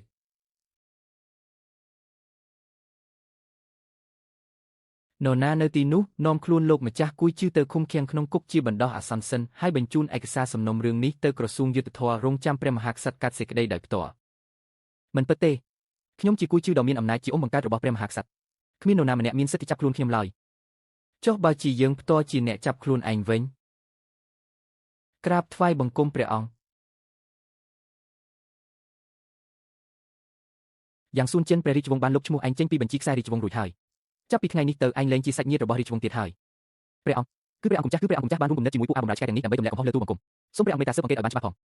លោកម្ចាស់គួយជឿតើយើងមើលទៅងាយនឹងបោកប្រាស់ខ្លាំងណាស់មែនទេទូលបង្គំមិនហ៊ានទេទូលបង្គំមិនហ៊ានទេនរណានៅទីនោះគួយជឿបានខុបខិតជាមួយឆ្មាំដំណាក់ខាងកើតសម្រាប់គ្រួសារពូហ៊ូឥឡូវនេះភស្តុតាងមានច្បាស់លាស់ហើយនាំខ្លួនជនល្មើសទៅគុំក្នុងគុករងចាំថ្ងៃកាត់ទោសព្រះអង្គមេត្តាលើកលែងទោសផងព្រះអង្គមេត្តាលើកលែងទោសផងសំណុំរឿងឪពុកម្ដាយរបស់ក្មេងទាំងពីរនាក់នោះកាលពី3ឆ្នាំមុនយើងនឹងចាត់តាំងរាជទូតពិសេសទៅស៊ើបអង្កេតឡើងវិញអោព្រះគុណព្រះអង្គនាំខ្លួនទៅមេឃពិតជាមានភ្នែកមែនឪពុកម្ដាយរបស់ក្មេងទាំងពីរនាក់នោះឥឡូវនេះនៅឯបរលោកអាចបិទភ្នែកចិត្តហើយចំពោះការដាក់ទោសចុងក្រោយលើលោកគួយជឿយើងត្រូវរងចាំលទ្ធផលស៊ើបអង្កេតរបស់ព្រះអង្គជាមុនសិនទោះជាយ៉ាងណាក៏ដោយក៏ដល់ពេលដែលត្រូវអបអរសាទរឲ្យបានសមរម្យដែរខ្ញុំសូមប្រកាសថាថ្ងៃនេះនៅភោជនីយដ្ឋានហ្វុងស៊ីវរាល់មុខម្ហូបទាំងអស់ត្រូវបញ្ចុះតម្លៃពាក់កណ្ដាលកូនសម្លាញ់ឪពុកពិតជាសប្បាយចិត្តណាស់ដែលឯងអាចកម្ចាត់យ៉ាងសួនចិនដែលជាគ្រោះថ្នាក់បង្កប់នេះបានដោយស្របច្បាប់សំណុំរឿងនេះឯងមានគុណបំណាច់ធំណាស់ប្រាប់មកមើលតើឯងចង់ឲ្យឪពុកដល់រង្វាន់អ្វីខ្លះព្រះបតាកូនមិនហ៊ានទទួលគុណបំណាច់នេះម្នាក់ឯងឡើយលើកនេះដែលអាចទម្លាក់លោកគួយជឿបានលីនហ្វុងគឺជាអ្នកមានគុណបំណាច់ធំបំផុតតើជាពាណិជ្ជករហ៊ូជនជាតិស៊ីយូម្នាក់នោះឬពិតប្រាកដណាស់ព្រះបតាទឹកម្ទេសដែលកូនបានធ្វើជូនព្រះអង្គកាលពីលើកមុនតើព្រះអង្គបានសាកល្បងហើយឬនៅយើងបានសាករួចហើយទឹកម្ទេសនោះគ្មានអ្វីអស្ចារ្យទេនៅឆ្ងាយឆ្ងាយពីម្ហូបរាជវាំងរបស់យើងណាប្រសិនបើព្រះបតាមិនសពព្រះតីទេតើអាចប្រគល់វាឲ្យកូនវិញបានទេកូនពិតជាស្រឡាញ់ទឹកម្ទេសនោះខ្លាំងណាស់យើងញ៉ាំអស់ហើយតោះទៅនាំយើងទៅមើលភោជនីយដ្ឋានរបស់ថៅកែលីននោះបន្តិចមើលក្រាបថ្វាយបង្គំព្រះអង្គអ្នករាល់គ្នាមិនបាច់មានពិធីការច្រើនទេធ្វើខ្លួនធម្មតាទៅព្រះអង្គ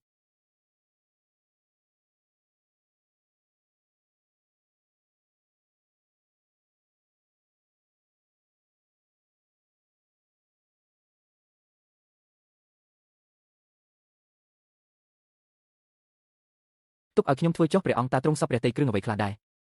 ទាំងនេះសុទ្ធតែជាម្ហូបឆ្ងាញ់ប្រចាំតំបន់ស៊ីយូរបស់ឯងមែនទេ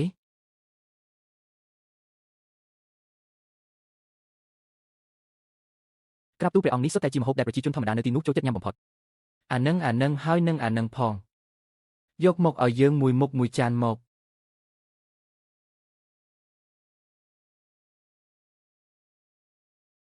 នោះហើយនឹងនោះទៀតយកមកពីចំណែកមកសូមសួរថាតើនៅទីនេះមានទឹកម្ទេសទេព្រះវររាជបតាទឹកម្ទេសនេះទោះបីជានៅស្រុកស៊ីយីក៏ជាទ្រព្យសម្បត្តិដ៏កម្រដែលពិបាករកបានដែរដប់ដែលកូនថ្វាយពីមុននោះគឺអ្នកស្រីលីនចំណាយអស់ជាច្រើនទើបបានមកព្រះអង្គសួរដេញដោលបែបនេះមិនមែនកំពុងធ្វើបាបអ្នកស្រីលីនទេអូសុំទោសអាហារទាំងនេះទោះបីជាធំក្លិនក្រអូបឈ្ងុយឆ្ងាញ់ក៏ដោយប៉ុន្តែម្ហូបដែលពួកចុងភៅលួងធ្វើថ្វាយយើងរាល់ថ្ងៃនោះមួយណាដែលថាមិនមានសោភ័ណភាពនិងរសជាតិឆ្ងាញ់នោះនេះវានៅតែពិបាកលេបដដែលបើគ្មានទឹកម្ទេសទេយើងគិតថានៅតែញ៉ាំមិនចូលដដែល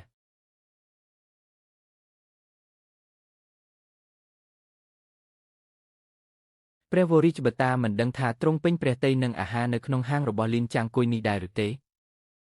លីនចាងគុយយើងចង់ហៅឯងចូលវាំងធ្វើជាចុងភៅលួងតើឯងមានលក្ខខណ្ឌអ្វីខ្លះអាចប្រាប់មកចុះ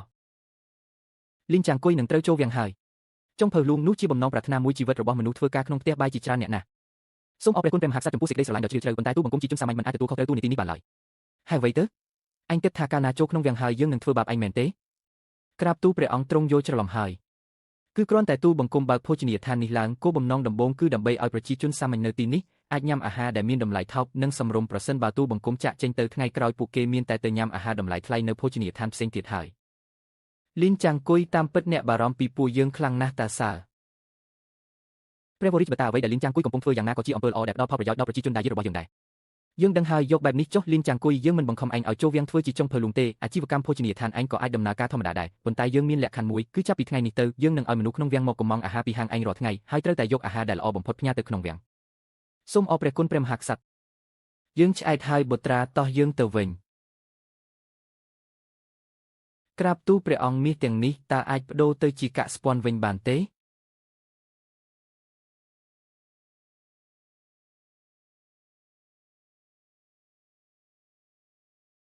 ក្រាបទូលព្រះអង្គគ្រីទូតបានស៊ើបអង្កេតច្បាស់ហើយកាលពី3ឆ្នាំមុនករណីឪពុកម្ដាយរបស់កុមារទាំងពីរនាក់នោះឃាតករនៅពីក្រោយពិតជាព្រះរាមថ្លៃមែនក្រាបទូលព្រះអង្គយ៉ាងស្វៀនចិនប្រព្រឹត្តល្មើសច្បាប់សាហាវឃោឃៅខ្លាំងណាស់ប្រសិនបើមិនកាត់ទោសប្រហារជីវិតទេពិបាកនឹងរងាប់កំហឹងប្រជាជនណាស់ដល់ពេលញ៉ាំបាយហើយក្រាបទូលព្រះអង្គឥឡូវនេះកំពុងតែពិភាក្សាអំពីសំណុំរឿងរបស់ព្រះរាមថ្លៃនៅឡើយញ៉ាំឲ្យឆ្អែតសិនសឹមនិយាយយើងបានកុម្ម៉ង់អាហារឆ្ងាញ់ពីស្រុកស៊ីយីនៅក្រៅវាំងពួកឯងទាំងអស់គ្នាក៏សាកល្បងមើលទៅ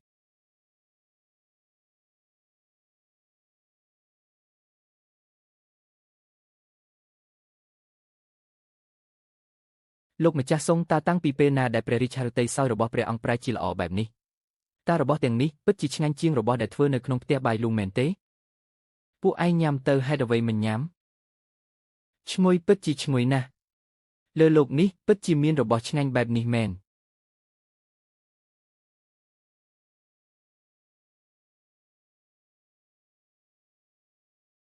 បងប្រុសលីនខ្ញុំមានដំណឹងល្អមួយចង់ប្រាប់អ្នក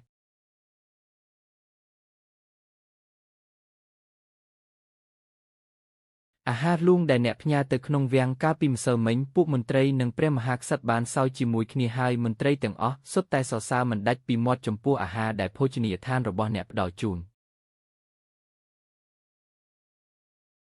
ព្រះវរិទ្ធបតាបានសម្រេចហើយថាចាប់ពីពេលនេះទៅអាហារថ្ងៃត្រង់របស់ពួកមន្ត្រីក្នុងវាំងក៏ត្រូវផ្ដល់ដោយភោជនីយដ្ឋានរបស់អ្នកដែរអាហាចុះមានមនុស្សប៉ុន្មានអ្នកទៅបងហ្វឹងការបញ្ជាទិញនេះពួកយើងមិនអាចទទួលរួចទេបរិមាណច្រើនបែបនេះក្នុងវាំងប្រហែលជាមិនអាចចាត់មនុស្សឲ្យមកយកជារៀងរាល់ថ្ងៃបានទេត្រូវការឲ្យពួកអ្នករកវិធីដោយខ្លួនឯងដើម្បីបញ្ជូនចូលក្នុងវាំងក្រាបទូលព្រះអង្គនេះមិនមែនជាការបង្ខំអ្នកដទៃឲ្យធ្វើរឿងដែលពិបាកពេកទេបរិមាណប្រើប្រាស់ច្រើនបែបនេះនៅក្នុងវាំងពួកយើងរវល់តែខ្លួនឯងក៏មិនទាន់រួចផងទ្រង់នៅតែចង់ឲ្យពួកយើងទៅដឹកជញ្ជូនដោយខ្លួនឯងទៀតវិធីសាស្ត្រតែងតែមានច្រើនជាងការលំបាកជានិច្ចអាថតអាស៊ូនេះគឺជាឱកាសដ៏កម្រមួយសម្រាប់ភោជនីយដ្ឋានហ្វឹងស៊ីវរបស់យើងត្រូវតែចាប់វាឲ្យជាប់ក្រាបទូលព្រះអង្គសូមផ្ដល់ពេលវេលាឲ្យទូលបង្គំបន្តិចទូលបង្គំនឹងរកវិធីដោះស្រាយបញ្ហាទាំងនេះបើអញ្ចឹងខ្ញុំនឹងរងចាំដំណឹងល្អពីបងប្រុសលីនហើយបងហ្វឹងពឹងផ្អែកតែលើពួកយើងពីរនាក់ទោះបីជារត់ដាច់ជើងក៏មិនអាចផ្គត់ផ្គង់ការបញ្ជាទិញច្រើនបែបនេះនៅក្នុងវាំងបានដែរខ្ញុំធ្វើការដឹកជញ្ជូនរហូតមកដល់ពេលនេះជាលើកទី1ហើយដែលជួបប្រទះស្ថានភាពការបញ្ជាទិញច្រើនហូរហៀរបែបនេះអាថតឯងមើលទៅហាក់ដូចជាប្រញាប់ខ្លាំងណាស់មែនទេមានលុយនៅចំពោះមុខតែរកមិនបានខ្ញុំច្បាស់ជាប្រញាប់ហើយបងហ្វឹងអាថតថ្ងៃស្អែកឯងទៅជាមួយខ្ញុំទៅក្រុមហ៊ុនចាស់របស់យើងមួយជើងបងហ្វឹងតើបងចង់ធ្វើអ្វីទៅអូសទីមនុស្សយកពួកម៉ាកដែលធ្លាប់ដឹកជញ្ជូនមកទីនេះមកធ្វើបានជាមួយពួកយើងមើលសភាពខ្ជិលច្រអូសរបស់ពួកឯងចុះឈរក៏គ្មានរបៀបរៀបរយផងតើអាចដឹកជញ្ជូនអាហារទៅដល់ដៃអតិថិជនយ៉ាងដូចម្តេចប្រធានស្ថានីយ៍ពួកយើងធ្វើការអស់រយៈពេល15ម៉ោងហើយកាលពីម្សិលមិញសូម្បីតែការបញ្ជាទិញពេលទៀបភ្លឺក៏ទទួលដែរទ្រង់អនុញ្ញាតឲ្យពួកយើងសម្រាប់បន្តិចទៅមិនចង់ឈប់ធ្វើមែនទេបើឯងមិនធ្វើមានមនុស្សជាច្រើនទៀតចង់ធ្វើមិនមើលខ្លួនឯងផងថាជាមនុស្សប្រភេទណាក្រៅពីដឹកជញ្ជូនអាហារតើពួកឯងអាចធ្វើអ្វីបានទៀតដឹងរឿងលីនហ្វឹងឬអត់អតីតសហការីរបស់អ្នកគឺដោយសារតែតែងតែខ្ជិលច្រអូសនិងលួចលាក់ធ្វើការមិនល្អទើបពេលនេះត្រូវបានក្រុមហ៊ុនបញ្ឈប់ពីការងារហើយត្រូវបានក្រុមហ៊ុនកាត់បន្ថយបុគ្គលិកហើយបងហ្វុងប្រធានស្ថានីយ៍លីនហ្វុងឯងនៅហ៊ានត្រឡប់មកវិញទៀតអេមែនទេបន្ទាប់ពីចាក់ចេញពីខ្ញុំទៅឯងរកការងារធ្វើមិនបានទៀតមែនទេឥឡូវស្ដាយក្រោយហើយមែនទេចង់ត្រឡប់មកវិញក៏បានទៅថ្ងៃមុខប្រាក់ខែត្រូវកាត់ពាក់កណ្ដាលលុបចោលថ្ងៃឈប់សម្រាកទាំងអស់ហើយរាល់ថ្ងៃត្រូវស្ម័គ្រចិត្តធ្វើការថែមម៉ោងយ៉ាងហោចណាស់4ម៉ោងខ្វះ1ម៉ោងត្រូវកាត់ប្រាក់ខែ100ឯងក៏ដូចគ្នាដែរបងប្អូនទាំងអស់គ្នាខ្ញុំផ្ដល់ឱកាសខ្លាយជាអ្នកមានមួយឲ្យអ្នករាល់គ្នាតើចង់ទៅជាមួយខ្ញុំទេលីនហ្វុងឯងមិនឆ្លុះកញ្ចក់មើលខ្លួនឯងទេអីត្រឹមឯងនឹងរៀនសូត្រក៏គ្មានសមត្ថភាពក៏គ្មាននៅចង់នាំអ្នកដទៃទៅមានបានទៀតលីនហ្វុងខ្ញុំស្មានតែឯងដឹងខុសហើយមិននឹកស្មានថាឯងបែរជាមកដណ្ដើមមនុស្សរបស់ខ្ញុំទៅវិញខ្ញុំប្រកាសថាស្ថានីយ៍នេះនឹងមិនទទួលយកឯងនឹងមេងឆាវជាដាច់ខាតមិនត្រឹមតែប៉ុណ្ណឹងទេខ្ញុំនឹងតាក់ទងទៅប្រធានស្ថានីយ៍ផ្សេងទៀតដាក់ឯងនឹងមេងឆាវក្នុងបញ្ជីខ្មៅពួកឯងទាំងពីរនាក់ទៅថ្ងៃមុខមិនបាច់ដឹកអាហារទៀតឡើយ នេះជាលទ្ធផលដែលពួកឯងហ៊ានធ្វើឲ្យខ្ញុំខឹងអ្នកទាំងអស់គ្នាខ្ញុំសុំសួរមួយម៉ាត់តើថៅកែបែបនេះសាកសមពួកយើងធ្វើការឲ្យទៀតទេបងប្អូនណាដែលទុកចិត្តខ្ញុំមកតាមខ្ញុំ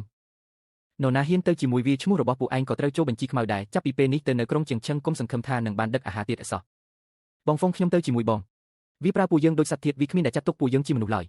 តាមថៅកែបែបនេះធ្វើការមួយជីវិតមានតែធ្វើបាបខ្លួនឯងទេបងហ្វុងខ្ញុំក៏ទៅជាមួយបងដែរពួកយើងក៏ទៅតាមបងហ្វុងដែរល្អណាស់ប្រាក់ខែនេះត្រូវកាត់ទាំងអស់នាំគ្នាទៅឲ្យផុតទៅលុយនឹងទុកទិញក្តាររំឈូសខ្លួនឯងទៅចុះបងហ្វុងកុំបារម្ភខ្ញុំមិនធ្វើឲ្យពួកឯងខាតបង់ឡើយលីនហ្វុងតើឯងចង់នាំបងប្អូនល្អនេះទៅមានបានដោយរបៀបណាប្រហែលជាចង់ទៅរើសម្រាមទេដឹងមិនបាច់រំខានប្រធានស្ថានីយ៍វ៉ាងបារម្ភទេពួកឯងមកតាមខ្ញុំ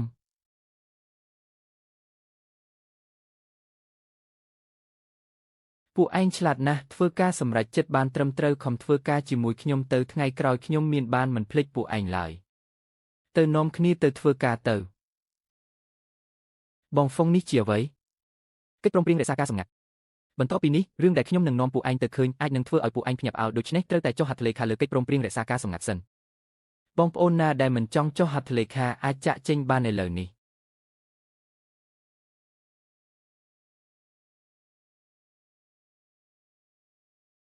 បងហ្វុងចុះហត្ថលេខាលើរបស់នេះហើយបងអាចនាំពួកយើងទៅមានបានមែនទេ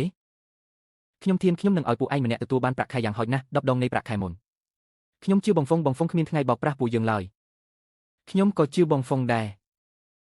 បងហ្វុងពួកយើងចុះហត្ថលេខារួចរាល់ហើយពួកឯងមកតាមខ្ញុំបន្ទាប់ពីនេះទោះបីជាឃើញអ្វីក៏ដោយកុំស្ទាក់ស្ទើរសម្រុកចូលទៅតែម្ដងធ្វើឲ្យលឿនឡើង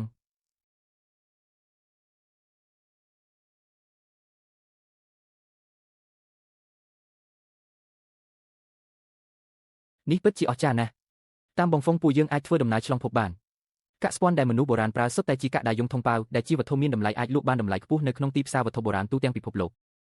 ថ្ងៃស្អែកពួកឯងទៅតាមខ្ញុំផ្អែកលើការកំងពីក្នុងវាំងទៅរកហាងដែលត្រូវគ្នាដើម្បីកំងអាហារពួកយើងនឹងនាំគ្នាដឹកអាហារទៅសម័យបុរាណ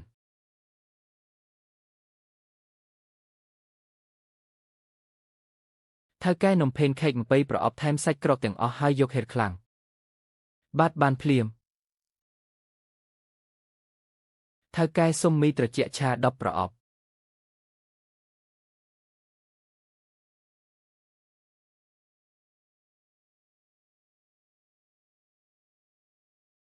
បងហ្វុងទិញរួចរាល់អស់ហើយចេញដំណើរ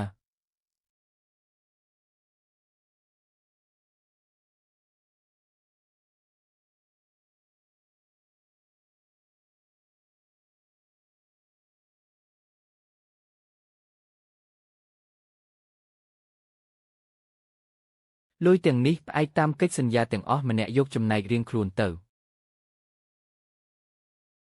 បងហ្វុងបងល្អចំពោះពួកយើងខ្លាំងណាស់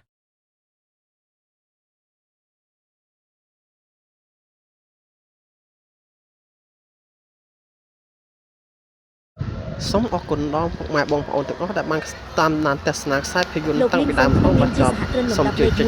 like និង subscribe អ្នកមួយផងណាសូមអរគុណការងារដឹកជញ្ជូនពី3នាក់ដើរមកដល់ចំណុចនេះដោយរបៀបណាអាចកំបាំងនៃភាពជោគជ័យរបស់ខ្ញុំគឺភាពស្មោះត្រង់សុំឈៀងឯងមើលទៅម្នាក់នោះមិនមែនជាលីនហ្វុងទេអីថ្ងៃជួបជុំមិត្តរួមថ្នាក់នោះគេមិនបានមកទេខ្ញុំថែមទាំងបានសាច់ចំអកគេនៅចំពោះមុខមិត្តភក្តិទៀតផងតាមពិត